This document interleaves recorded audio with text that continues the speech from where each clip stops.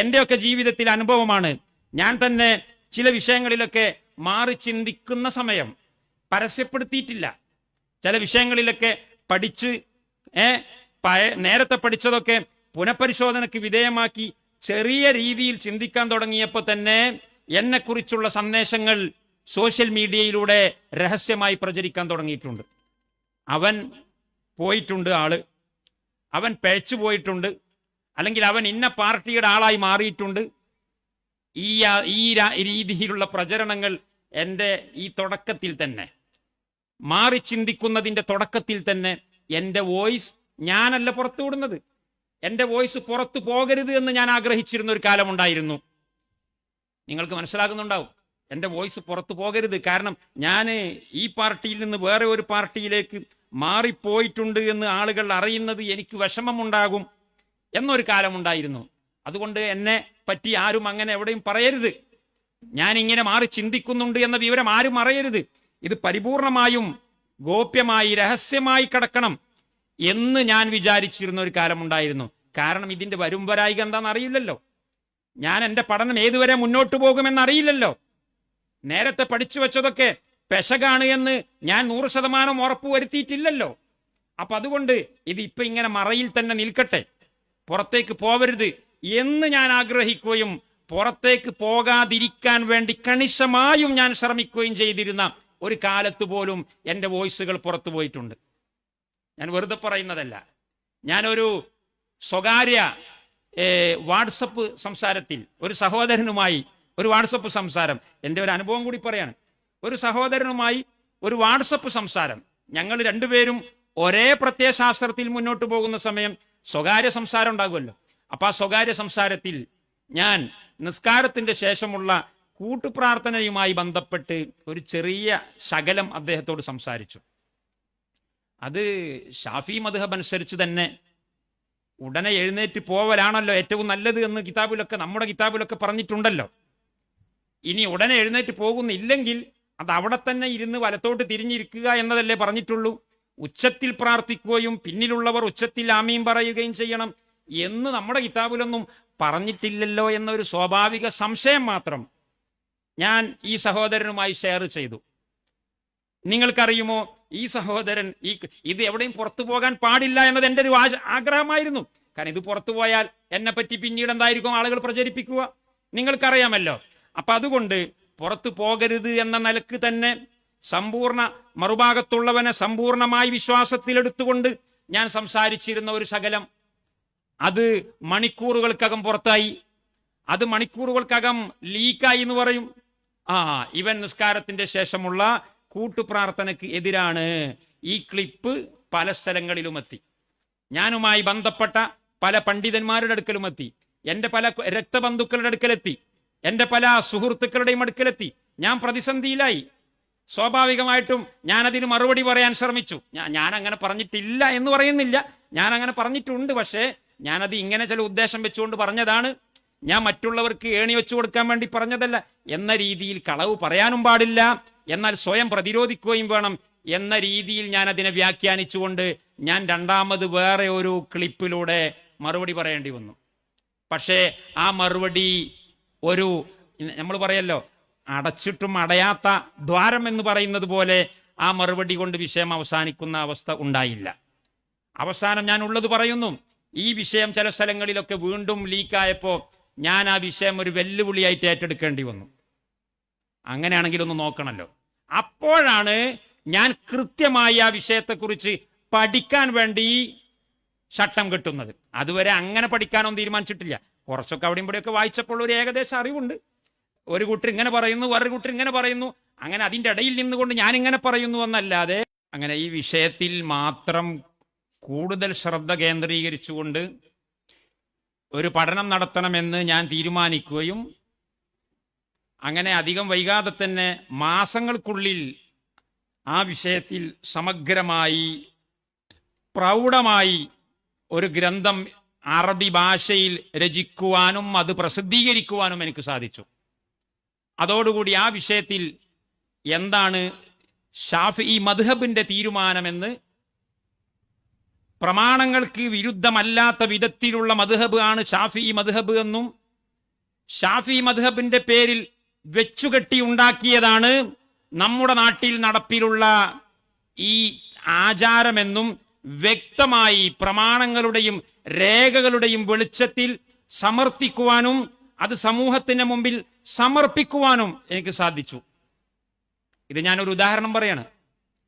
പിന്നെയും പല രംഗത്തും എനിക്ക് ഇങ്ങനെ എൻ്റെ വ്യക്തി ജീവിതത്തിൽ അനുഭവങ്ങൾ ഉണ്ടായിട്ടുണ്ട്. ഞാൻ ഒരിക്കലും ആളുകൾ അറിയരുത് എന്ന് കരുതിക്കൊണ്ട്, ഒരു വിദ്യാർത്ഥിയാണ്, ഞാൻ പഠിക്കുന്ന ആളാണ് എന്ന നിലക്ക് ഒരു റിസൾട്ട് പുറത്തുവിടാൻ പറ്റില്ലല്ലോ. വിദ്യാർത്ഥികൾ അങ്ങനെയുള്ള ഒരു കൺക്ലൂഷനിലെത്താത്തത് കൊണ്ട് റിസൾട്ട് പുറത്തേക്ക് വിടാൻ ശരിയല്ല. എന്നാൽ തൻ്റെ തുല്യ അഭിപ്രായമുള്ള ആളുകളോടൊക്കെ ചിലപ്പോൾ ഷെയർ ചെയ്യും. അങ്ങനെ പലപ്പോഴും ഒരുമിച്ച് നിന്നിരുന്ന പല ആളുകളുമായി ഷെയർ ചെയ്തിരുന്ന പല ആശയങ്ങളും അവർ ബോധപൂർവം പുറത്തേക്ക് ലീക്ക് ചെയ്തു. അത് അല്ലാഹു സുബ്ഹാനഹു വ തആലയുടെ ഒരു ഹിക്മത്ത് കൂടി അതിന്റെ പിന്നിലുണ്ടാകും.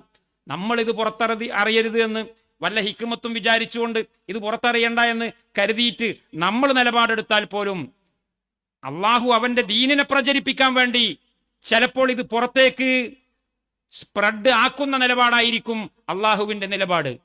അപ്പൊ ഞാൻ ചുരുക്കി പറയുന്നത്, ഒരു വിഭാഗം പണ്ഡിതന്മാർ എന്തൊക്കെ ഇവിടെ പറഞ്ഞാലും, എന്തെല്ലാം തിരിമറികൾ ബോധപൂർവമോ അല്ലാതെയോ അവർ നടത്തിയാലും, മറുവിഭാഗത്ത് വേറെ ഒരു വിഭാഗം പണ്ഡിതന്മാർ ശരി പറഞ്ഞുകൊണ്ടിരിക്കുമെന്നത് നമ്മുടെ നാട്ടിലും പുറത്തുമൊക്കെ എക്കാലത്തുമുള്ള പതിവാണ്.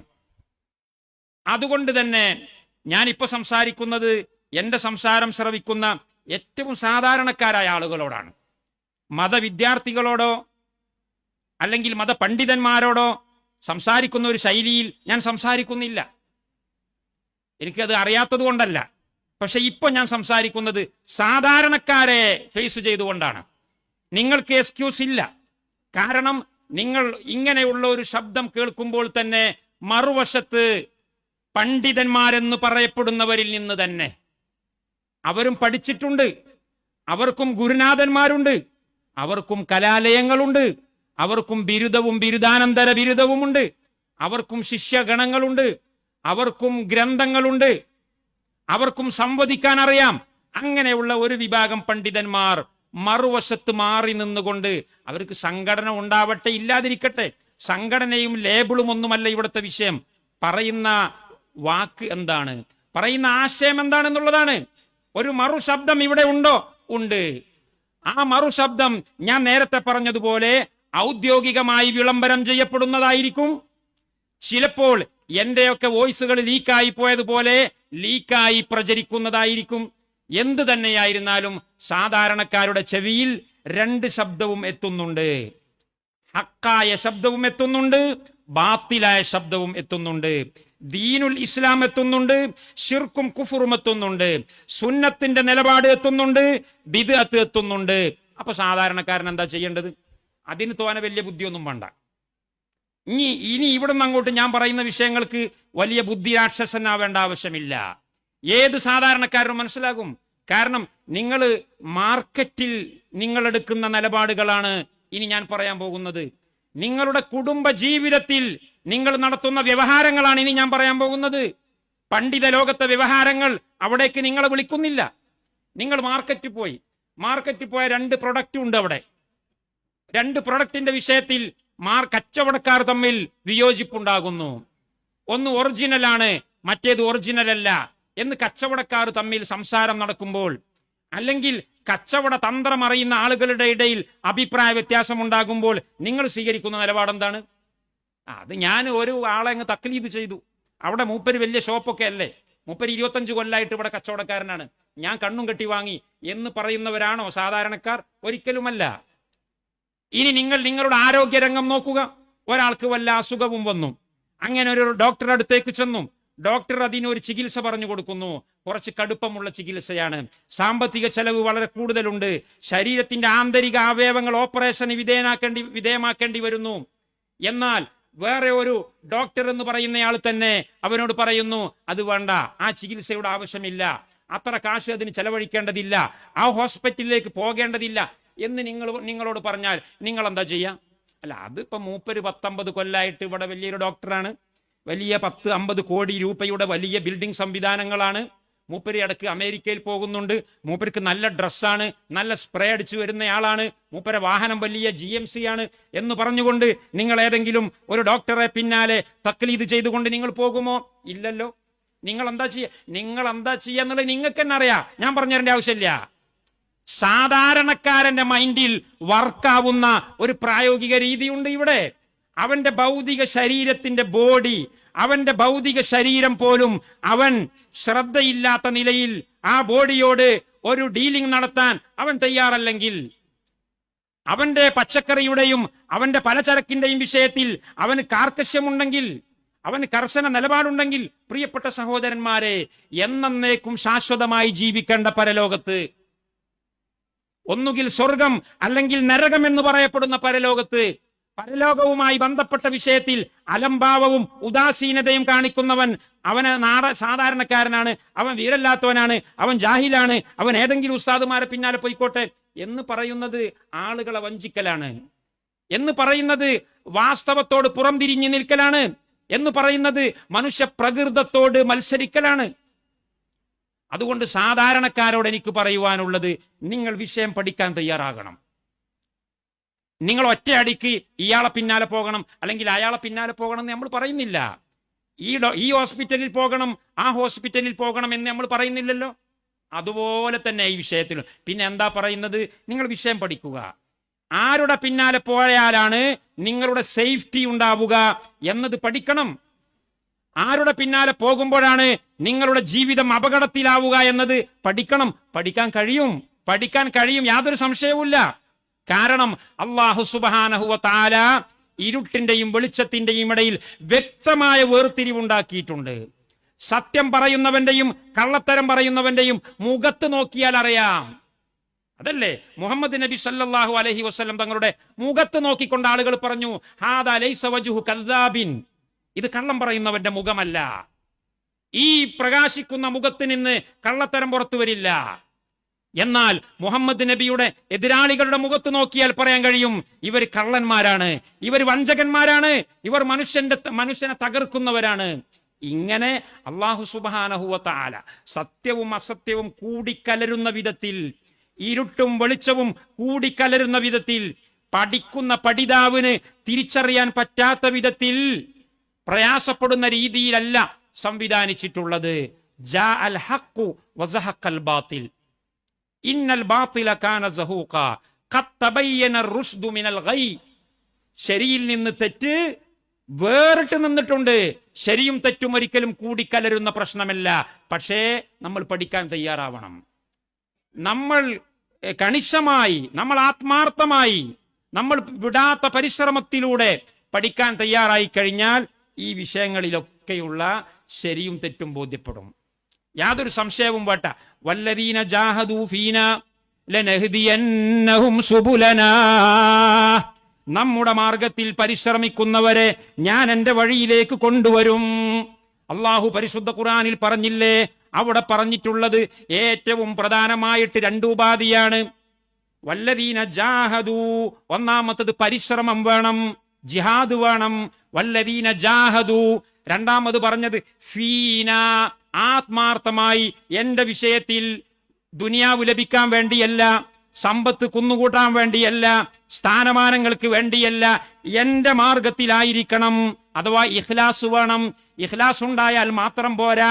വല്ലദീന ജാഹദൂ, പരിശ്രമം വേണം, അധ്വാനിക്കണം, വിയർപ്പ് പൊടിയണം, സമ്പത്ത് ചെലവഴിക്കണം, സമയം ചെലവഴിക്കണം. അപ്പൊ ഈ രണ്ടും വേണം. സമ്പത്ത് ചെലവഴിച്ചാൽ മാത്രം പോരാ, ആത്മാർത്ഥത വേണം. ആത്മാർത്ഥത മാത്രം പോരാ, സമയം ചെലവഴിക്കണം. വല്ലദീന ജാഹദൂ ഫീന, ഈ 2 ഉപാധികളും കൂടി സമ്മേളിച്ചു കഴിഞ്ഞാൽ എന്താണ് സംഭവിക്കുക? ലനഹ്ദിയന്നഹും സുബുലനാ, നമ്മുടെ വഴിയിലൂടെ നമ്മൾ അവനെ സഞ്ചരിപ്പിക്കും, നമ്മുടെ വഴിയിലൂടെ നമ്മൾ അവനെ മുന്നോട്ട് കൊണ്ടുപോകും. അവന്റെ വഴി നമ്മൾ അടക്കുകയില്ല, അവന്റെ വഴി നമ്മൾ പൊട്ടിയടക്കുകയില്ല. പരിശുദ്ധ ഖുർആനിൽ അല്ലാഹു പറയുന്നു. എന്നാൽ ഇവിടെ വഴി തെറ്റിപ്പോയ ആരൊക്കെയുണ്ടോ അവർക്കൊക്കെയും ഈ രണ്ടാലൊരു പ്രശ്നമാണുള്ളത്. ഒന്നുകിൽ അവർ പരിശ്രമിച്ചില്ല, നമ്മളെ ഉസ്താദിന്റെ ബേക്കിൽ അങ്ങനെ പോയാൽ മതി. നമ്മളെ ഉസ്താദ് ഒരിക്കലും ഒരു തെറ്റും പറയുകയില്ല, നമ്മളെ ഉസ്താദ് പറഞ്ഞു തന്നതിന്റെ അപ്പുറത്തേക്ക് ഇനിയൊന്നും പഠിക്കാനില്ല എന്ന് വിചാരിക്കുന്നയാൾ പിന്നെ പഠിക്കുമോ? പഠിക്കില്ല. അപ്പൊ വല്ലദീന ജാഹദൂ എന്ന് പറഞ്ഞ ഉപാധി അവനിലില്ല, അവൻ പിഴച്ചുപോയി. എന്നാൽ വേറെ ഒരു വിഭാഗമുണ്ട്, അവർ നല്ലോണം പഠിക്കും, നല്ലോണം കഷ്ടപ്പെടും, പക്ഷേ അവർക്ക് ഫീന, എന്റെ മാർഗത്തിലല്ല. വല്ലദീന ജാഹദൂ ഫീന, പഠിച്ചു, നല്ലോണം പഠിച്ചു, പിന്നെയും പഠിച്ചു, പക്ഷേ അവന് കസേര തെറിച്ചു പോകുമോ എന്ന പേടിയുണ്ടായി, അവന് ജോലി നഷ്ടപ്പെടുമോ എന്ന പേടിയുണ്ടായി, അവന് നാട്ടുകാരെ മുഴുവനും ബഹിഷ്കരിക്കുമോ എന്ന ഭയമുണ്ടായി, അവന്റെ ഭാര്യയും കുട്ടികളും അവനെ ഉപേക്ഷിച്ചു പോകുമോ എന്ന ഭയമുണ്ടായി, അവനെ നാട്ടുകാർ ആക്രമിക്കുമോ എന്ന ഭയമുണ്ടായി, അവനെ ആളുകൾ കൂക്കി വിളിക്കുമോ എന്ന ഭയമുണ്ടായി. ആത്മാർത്ഥതയില്ല. ആത്മാർത്ഥതയുള്ളവൻ സമ്പത്ത് നഷ്ടപ്പെടുമോ എന്ന് പേടിക്കുകയില്ല, ആത്മാർത്ഥതയുള്ളവൻ നാട്ടിൽ ഒറ്റപ്പെടുമോ എന്ന് പേടിക്കുകയില്ല, ആത്മാർത്ഥതയുള്ളവൻ തെറിവിളികളെ, ഭീഷണികളെ, ചീത്തവാക്കുകളെ, അല്ലെങ്കിൽ ശാരീരിക കായിക ആക്രമങ്ങളെ ഒരിക്കലും പേടിക്കുകയില്ല. അപ്പൊ രണ്ടും ഉണ്ടാവണം. ജൂതന്മാർക്ക് അറിവുണ്ടായിരുന്നു, ജൂതന്മാർക്ക് അറിവുണ്ടായിരുന്നു, വലിയ അറിവാളികളായിരുന്നു. അല്ലദീന ആതൈനാഹുമുൽ കിതാബ യഅരിഫൂനഹു കമാ യഅരിഫൂന അബ്നാഅഹും. നമ്മൾ വേദം നൽകിയിട്ടുള്ളവര്, അവരെക്കുറിച്ച് അള്ളാഹു ഖുർആനിൽ പറയുകയാണ്, യഅരിഫൂനഹു, മുഹമ്മദ് നബിയെ അവർക്കറിയാം. മുഹമ്മദ് നബി സല്ലല്ലാഹു അലൈഹി വസല്ലം തങ്ങൾ കൊണ്ടുവന്നിട്ടുള്ള വിശുദ്ധ വേദഗ്രന്ഥം അവർക്ക് അറിയാം, അവിടുത്തെ ആദർശം അവർക്ക് അറിയാം. എങ്ങനെ അറിയാമെന്നാ പറഞ്ഞത്? കേവലം അറിവല്ല, സാധാരണ അറിവല്ല. കമാ യഅരിഫൂന അബ്നാഅഹും, അവരുടെ മക്കളെ അറിയും പോലെ അറിയാം. എന്റെ മകനെ എനിക്കറിയാം, എന്റെ മകനും അയൽവാസിയുടെ മകനും തമ്മിൽ ഒരിക്കലും കൂടിക്കലരുന്നില്ല. എന്റെ മകനാര്, എന്റെ അയൽവാസിയുടെ മകനാര് എന്ന് അറിയാതെ ഞാൻ ഒരിക്കലും കൺഫ്യൂഷൻ ആകാറില്ലല്ലോ. അതുപോലെ സത്യമേത് അസത്യമേത് എന്ന് അറിയുന്ന വിധത്തിൽ വളരെ സ്പഷ്ടമായ നിലക്ക് മുഹമ്മദ് റസൂലുള്ളാഹി സ്വല്ലല്ലാഹു അലൈഹി വസല്ലം തങ്ങളെ ഈ വിഭാഗക്കാർക്ക് അറിയാം എന്ന് പരിശുദ്ധ ഖുർആനിൽ 2 സ്ഥലത്ത് അള്ളാഹു പറയുന്നു. അല്ലദീന ആതൈനാഹുമുൽ കിതാബ യഅരിഫൂനഹു കമാ യഅരിഫൂന അബ്നാഅഹും. അവർ വേദം വായിച്ചിട്ടുണ്ട്, അവർ വേദഗ്രന്ഥം പഠിച്ചിട്ടുണ്ട്, അതുകൊണ്ട് തന്നെ അവർ പഠിതാക്കളാണ്, അവർ പണ്ഡിതന്മാരാണ്. എന്നിട്ടും എന്തേ അവർ ഇസ്ലാമിലേക്ക് വരാതിരുന്നത്? എന്നിട്ടും എന്തേ അവർക്ക് തൗഹീദില്ലാതിരുന്നത്? എന്തേ കാരണം? വല്ലദീന ജാഹദൂ മാത്രമേ ഉള്ളൂ. ഫീന, എന്റെ മാർഗത്തിലല്ല. അവർ കസേരയുടെ മാർഗത്തിലാണ്, അവർ സമ്പത്തിന്റെ മാർഗത്തിലാണ്, അവർ ഭാര്യയുടെയും മക്കളുടെയും മാർഗത്തിലാണ്, അവർ സമ്പത്തിന്റെ മാർഗത്തിലാണ്. അപ്പൊ സമ്പത്തിന്റെ മാർഗത്തിൽ പോകുന്നവരുണ്ട്, സ്ഥാനമാനങ്ങളുടെ മാർഗത്തിൽ പോകുന്നവരുണ്ട്.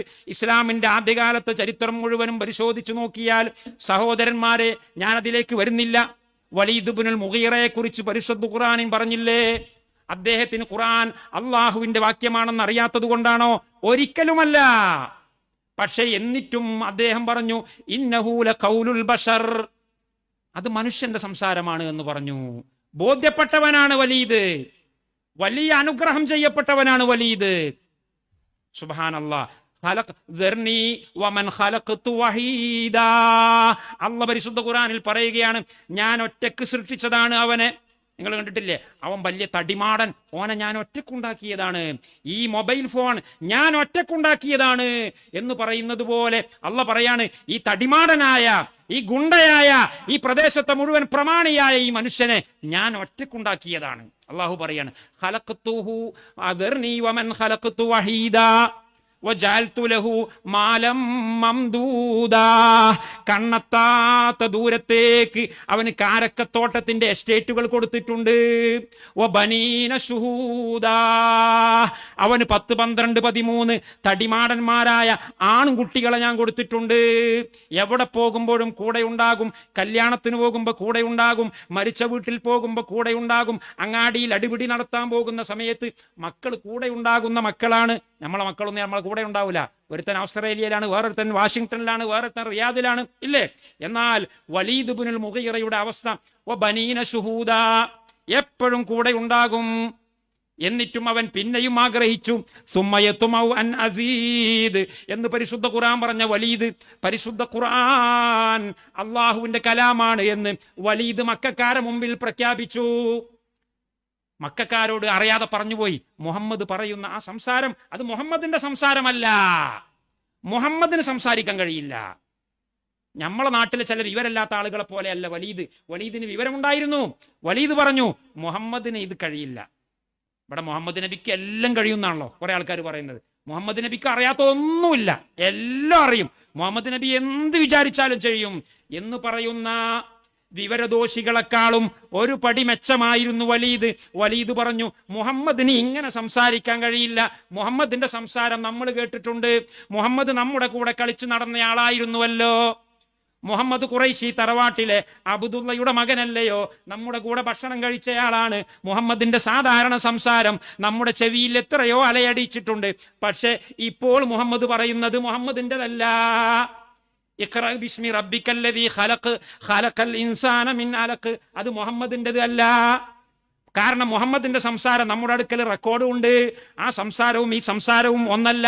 അത് മുഹമ്മദിന് സ്വന്തം ചെയ്യാൻ കഴിയും. മനസ്സിലാക്കണം നിങ്ങൾ, മുഹമ്മദിന് സ്വന്തം ചെയ്യാൻ കഴിയുന്ന ഒരു സംസാരമുണ്ട്, എന്നാൽ മുഹമ്മദിന് സ്വന്തം ചെയ്യാൻ കഴിയാത്ത ഒരു സംസാരമുണ്ട്. തൗഹീദിന്റെ മർമ്മം വലീദിന് മനസ്സിലായിട്ടുണ്ട്.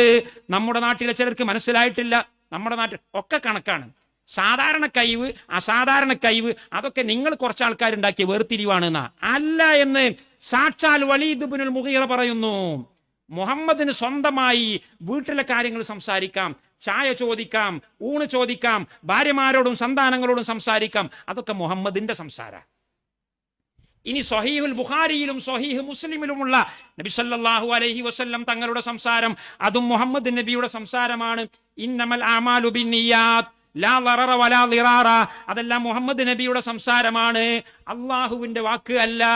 അള്ളാഹുവിന്റെ വാക്ക് തന്നെ അങ്ങനെ തന്നെ പറയണം. ചില ആൾക്കാർ പറയുന്നുണ്ട്, ഞാൻ അതിലേക്കൊന്നും വരുന്നില്ല. അള്ളാഹുവിന്റെ വാക്കല്ല, അത് അള്ളാഹു ആശയം കൈമാറിയതാണ്. പിന്നെ ജിബ്രീൽ സ്വന്തം വാക്കിലാക്കി, അത് ജിബ്രീൽ പിന്നെ മുഹമ്മദ് നബിക്ക് പറഞ്ഞു കൊടുത്തു എന്ന് വരെ പറഞ്ഞുകൊണ്ട് പരിശുദ്ധ ഖുർആനിനെ ഇടിച്ചു താഴ്ത്തുന്നവർ നമ്മുടെ നാട്ടിലുണ്ട്. അതൊക്കെ പറഞ്ഞാൽ അവരുടെ മുഖം കെട്ടുപോകും, അവർ നാണിച്ചു തല താഴ്ത്തേണ്ടി വരും. ഞാൻ അതിലേക്ക് വരുന്നില്ല. അപ്പൊ വലീദ് പറഞ്ഞു, ഇത് മുഹമ്മദ് നബിയുടെ സംസാരമല്ല, അറബി സാഹിത്യത്തിന്റെ അകവും പുറവും കണ്ടവനാണ് ഞാൻ എന്ന് പറഞ്ഞപ്പോ മക്കക്കാരായ ആളുകൾക്ക് ചാഞ്ചാട്ടം ഉണ്ടാകാൻ തുടങ്ങി.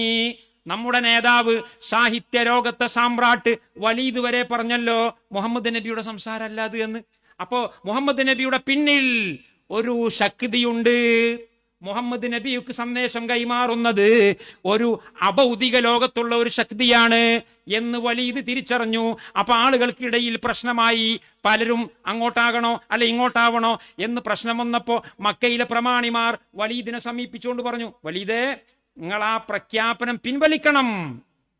മുഹമ്മദ് സംസാരിക്കുന്നത് മുഹമ്മദിന്റെ സംസാരമല്ല, അത് അള്ളാഹുവിന്റെ സംസാരമാണ് എന്ന് നിങ്ങൾ പറഞ്ഞതുകൊണ്ട് നാട്ടിൽ കുഴപ്പമുണ്ടായിട്ടുണ്ട്. അതുകൊണ്ട് എത്രയും പെട്ടെന്ന് കാബാലയത്തിന്റെ മുറ്റത്ത് നിന്ന് നിങ്ങൾ പരസ്യമായി പ്രഖ്യാപിക്കണം, അത് മുഹമ്മദ് കൊണ്ടുവന്നതാണ്, അത് അള്ളാഹുവിൻ്റെതല്ല. അങ്ങനെ തന്റെ മനസ്സാക്ഷിക്ക് വിരുദ്ധം പറയാൻ വേണ്ടി വരികയാണ്. തന്റെ മനസ്സിൽ ബോധ്യപ്പെട്ട സത്യത്തിനെതിരിൽ താൻ പറഞ്ഞു പോയ സത്യം പിൻവലിക്കാൻ വേണ്ടി വലീദ് ഇബ്നുൽ മുഗീറ കാബാലയത്തിന്റെ മുറ്റത്തേക്ക് വരുന്നു. ഖുറൈശികളും അല്ലാത്തവരുമായ മക്കക്കാരെ മുഴുവനും ഒരുമിച്ച് കൂട്ടിയിട്ട് അവരെ മുമ്പാകെ നിന്നുകൊണ്ട് വലീദ് നോക്കുകയാണ്. എന്റെ നാട്ടുകാരാണ് ഇവിടെ ഇരിക്കുന്നത്, പരിശുദ്ധ ഖുർആൻ അള്ളാഹുവിന്റെ കലാമാണ് എന്ന് ഞാൻ പറഞ്ഞു പോയത് പിൻവലിക്കണമത്രേ. അത് പിൻവലിച്ചിട്ടില്ലെങ്കിൽ ഈ നാട്ടുകാര് മുഴുവനും മുഹമ്മദിന്റെ പിന്നാലെ പോകും. അതുകൊണ്ട് ഞാൻ അത് പിൻവലിക്കണമെന്ന് അബൂ ജഹൽ ആവശ്യപ്പെടുന്നു, അബൂ ലഹബ് ആവശ്യപ്പെടുന്നു, മക്കയിലെ ഖുറൈശി പ്രമുഖർ ആവശ്യപ്പെടുന്നു. നിർബന്ധത്തിന് വഴങ്ങിക്കൊണ്ട് വലീദ്, എങ്ങനെയുള്ള വലീദ്,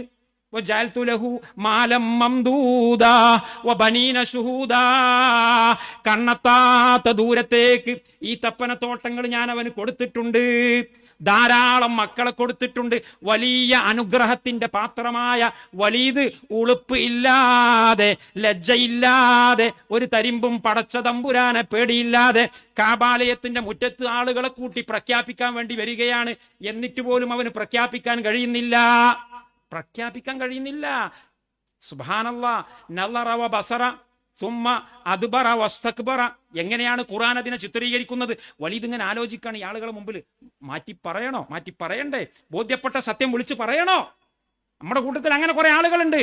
അന്നം മുട്ടിപ്പോകും, ആളുകൾ പരിഹസിക്കും, ചീത്തവിളികൾക്കും, നാട്ടിലെ സ്ഥാനവും മാനവും നഷ്ടപ്പെടും എന്ന് വിചാരിച്ച് ചിന്തിക്കുന്നവർക്ക് വലീദിന്റെ താക്കീത്, അള്ളാഹുവിന്റെ താക്കീത് വലീദിന് അള്ളാഹു നൽകുന്നത് ഇന്നഹു നളറ ഇന്നഹു ഫക്കറ വഖദ്ദർ. സുബ്ഹാനല്ലാഹ്, ഫക്കറ വഖദ്ദർ.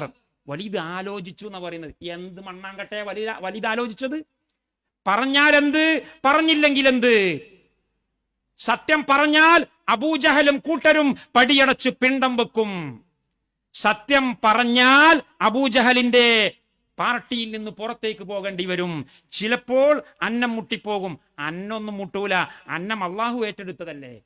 പക്ഷെ അദ്ദേഹത്തിന് ഭയമായി. ഫക്കറ, അദ്ദേഹം ആലോചിച്ചു. വഖദ്ദറ. സുബ്ഹാനല്ലാഹ്, ഖദ്ദറ എന്ന് പറഞ്ഞ വാക്കിന്റെ അർത്ഥം എസ്റ്റിമേറ്റ് ചെയ്തു എന്നാണ്. ടു കാൽക്കുലേറ്റ്, കണക്ക് കൂട്ടി. എന്തായിരിക്കും നഷ്ടം? പറഞ്ഞാൽ എത്ര കിട്ടും, പറഞ്ഞില്ലെങ്കിൽ എത്ര കിട്ടും, പറഞ്ഞാൽ എത്ര പോകും, പറഞ്ഞില്ലെങ്കിൽ എത്ര പോകും, കണക്ക് കൂട്ടാണ്. വിശദമായി കാൽക്കുലേറ്റർ എടുത്തിട്ട് ഇന്നഹു ഫക്കറ വഖദ്ദർ. പിന്നെയും കണക്ക് കൂട്ടി, പിന്നെയും കണക്ക് കൂട്ടി. സുമ്മ നളറ വബസർ. പിന്നെ അങ്ങനെ നോക്കിന്നാ സദസ്സിൽ ഇങ്ങനെ നോക്കുക, ആരൊക്കെ ഇപ്പൊ എത്ര പ്രമാണിമാരുണ്ട് ഇവിടെ? മഹല്ല് സെക്രട്ടറി ഉണ്ടോ? പ്രസിഡന്റ് ഉണ്ടോ? ഗുണ്ടകളുണ്ടോ? ഉണ്ടോ? അടിക്കാനും ഇടിക്കാനും പറ്റിയവരുണ്ടോ? എല്ലാം കണക്ക് കൂട്ടി. സുമ്മൻ അല്ലറവ ബസർ. ബസറ എന്ന് പറഞ്ഞാൽ എന്താ? നെറ്റിയിൽ ഉണങ്ങിയ കാരൊക്കെ ചുളിഞ്ഞതുപോലെ അവന്റെ നെറ്റി ഇങ്ങനെ ചുളിഞ്ഞുപോയി. ചിന്ത കാട് കയറിയവന്. അല്ലേ, ചെറിയ ചിന്തയല്ല. ലാഭവും നഷ്ടവും കണക്ക് കൂട്ടുമ്പോൾ ഒരു മനുഷ്യന്റെ നെറ്റി ചുളിയുമ്പോൾ എപ്രകാരം ചുളിയും? സുമ്മൻ അല്ലറവ ബസർ. ബസർ എന്ന് പറഞ്ഞാൽ കാരൊക്കെ ഉണങ്ങിയ കാരൊക്കെ ചുളിഞ്ഞുണ്ടാകുന്ന ഒരു അവസ്ഥയുണ്ട്. ആ അവസ്ഥയിൽ അവന്റെ നെറ്റിത്തടം ചുളിഞ്ഞുപോയി. പരിശുദ്ധ ഖുർആൻ വളരെ വ്യക്തമായി അത് ചിത്രീകരിക്കുന്നു. ചിത്രം വരച്ചുകൊണ്ട് നമുക്കൊരു ക്ലിപ്പിൽ കാണിച്ചു തരുന്നു. സുമ്മ നളറ വബസർ. എന്നിട്ടും അവസാനിക്കുന്നില്ല. സുമ്മ അദ്ബറ വസ്തക്ബർ. അവൻ പിറകോട്ട് പോവുകയാണ്. എന്താ ഇനി ചെയ്യ? തലക്ക് ചൊറിഞ്ഞിട്ട് പിറകോട്ട് പോയി. സുമ്മ അദ്ബറ. എന്നിട്ട് വീണ്ടും തിരിച്ചു വരികയാണ്. എന്നിട്ട് വസ്തക്ബറ, അവൻ അറിഞ്ഞ സത്യത്തോട് പുറം തിരിഞ്ഞു നിന്നു. ഇസ്തക്ബറ എന്ന് പറഞ്ഞാൽ അഹങ്കരിച്ചു. അഹങ്കരിക്കുക എന്ന് പറഞ്ഞാൽ എന്താ? അഹങ്കരിക്കുക എന്ന് പറഞ്ഞാൽ ആളുകൾ ആക്രമിക്കുക എന്നല്ല. അറിഞ്ഞ സത്യം മൂടി വെച്ചു. എന്നിട്ട് അവൻ പറഞ്ഞു, ഇൻ ഹാദാ ഇല്ലാ ഖൗലുൽ ബശർ.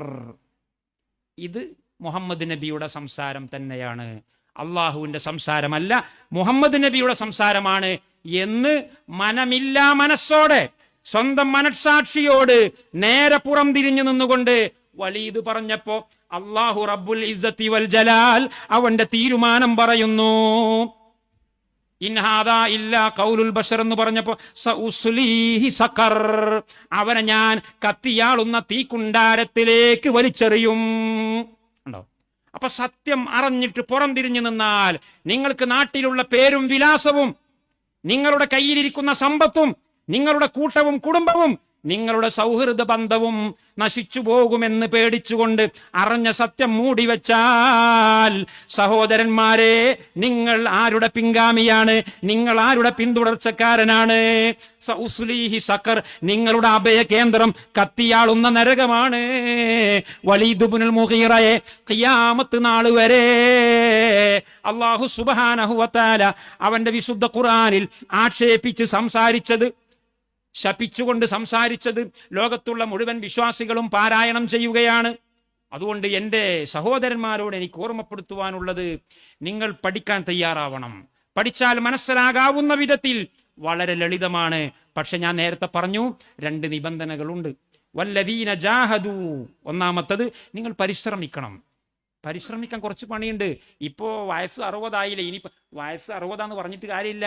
വയസ്സ് 60 ആകുന്നതിനനുസരിച്ച് നിങ്ങൾക്ക് ഡ്യൂട്ടി കൂടുകയാണ്. അള്ളാഹു ചോദിക്കും, 60 വയസ്സ് നിനക്ക് ഞാൻ ഈ ലോകത്ത് തന്നിട്ട് നീ പഠിച്ചില്ലയോ എന്നാ ചോദിക്കുക. 75 വയസ്സ് നിനക്ക് ഞാൻ തന്നിട്ട് 75 വയസ്സിൽ ഒരു ദിവസവും നീ ഊണ് കഴിക്കാത്തതില്ലല്ലോ, നീ വെള്ളം കുടിക്കാത്തതില്ലല്ലോ, നീ രോഗത്തിന് ചികിത്സ നടത്താത്തതില്ലല്ലോ. എന്റെ കാര്യം വന്നപ്പോഴല്ലേ നിനക്ക് 75 വയസ്സിന്റെ പരാതി വന്നത്. നിനക്ക് എക്സ്ക്യൂസ് ഇല്ല, നിനക്ക് മാപ്പ് ഇല്ല എന്ന് അള്ളാഹു പറയുന്നതിന് മുമ്പ് 75-ലിരിക്കുന്ന സഹോദര, 75-ലിരിക്കുന്ന സഹോദരി പഠിക്കാൻ തയ്യാറാവണം. നിങ്ങൾക്ക് ഒരു ഫോൺ ചെയ്തുകൂടെ? നിങ്ങൾക്ക് ഒരു വാട്സപ്പ് മെസ്സേജ് ചെയ്തുകൂടെ? നിങ്ങൾക്ക് ശരീരത്തിന് അസുഖം വന്നാൽ നിങ്ങൾ അമേരിക്കയിലേക്ക് ഫോൺ വിളിക്കാൻ തയ്യാറല്ലയോ?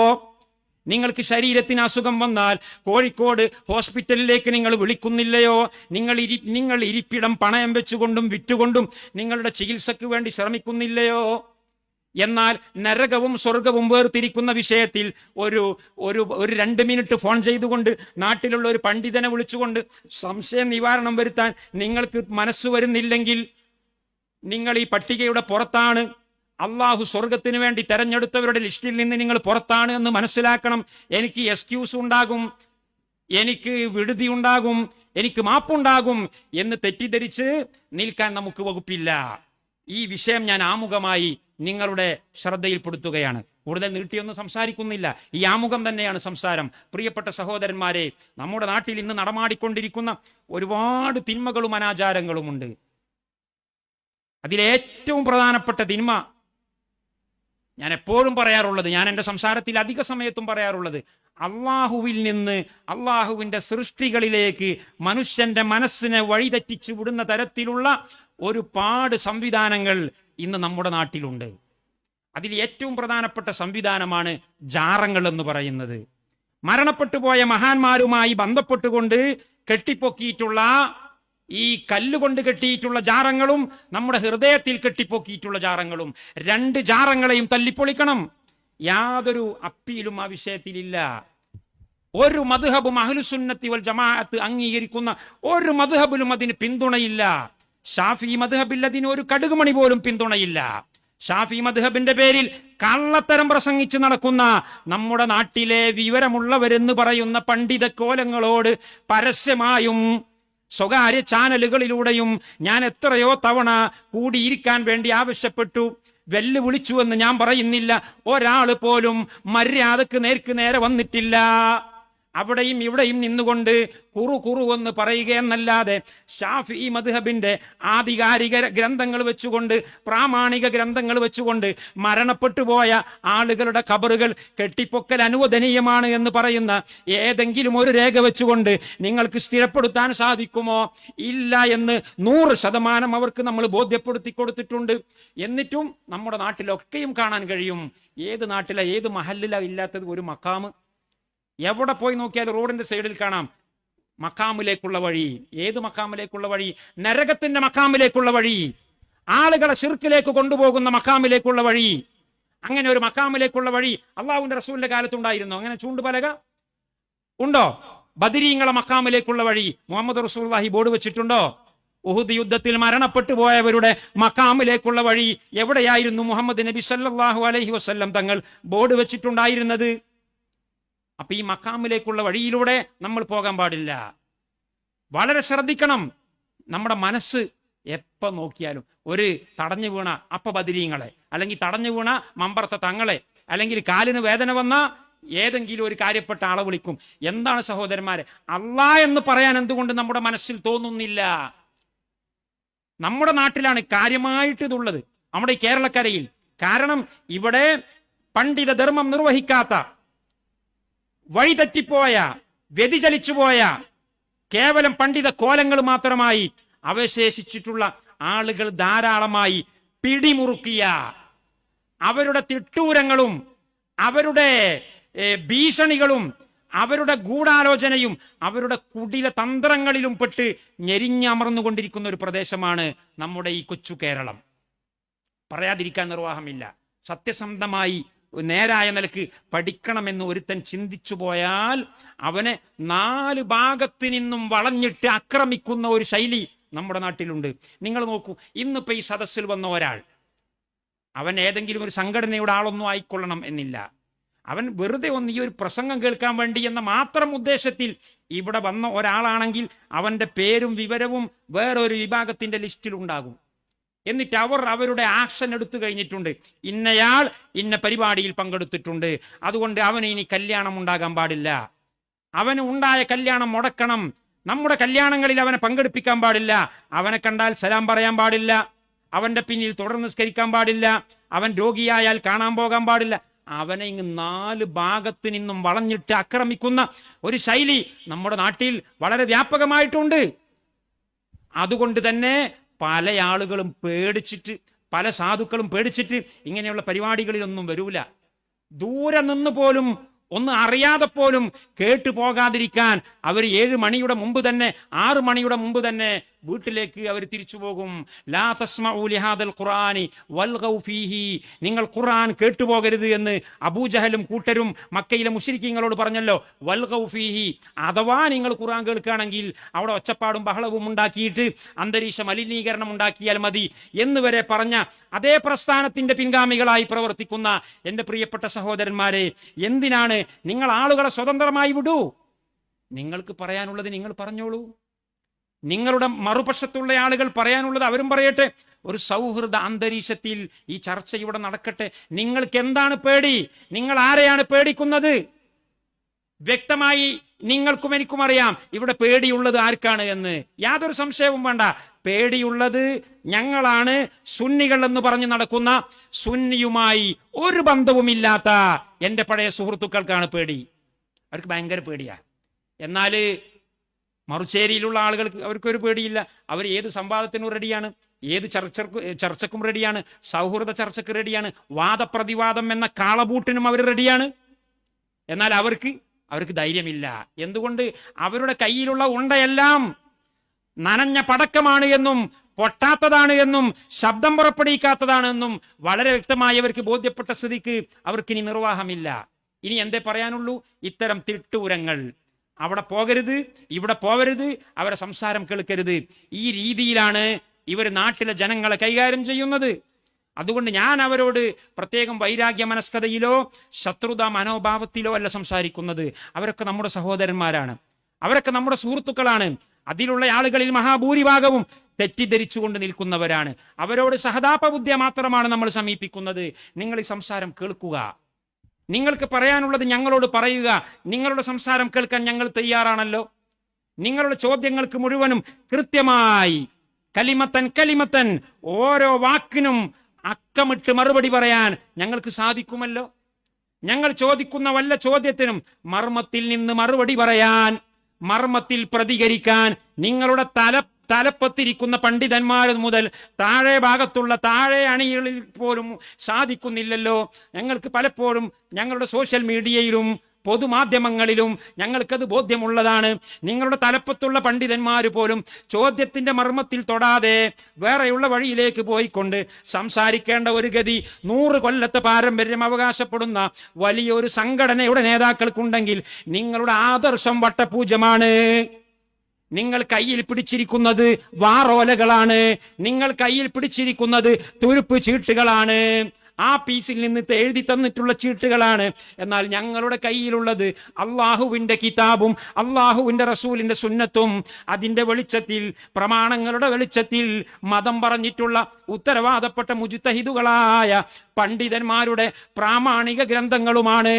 നിങ്ങൾക്ക് അതൊന്നും കൂട്ടിനില്ല. നിങ്ങൾക്ക് സ്വന്തം നേതാക്കളുടെ ഗ്രന്ഥം പോലും കൂട്ടിനില്ല. ഞങ്ങൾ വളരെ വ്യക്തമായി സോഷ്യൽ മീഡിയയിൽ അത് തെളിയിച്ചു കൊടുത്തിട്ടുണ്ട്.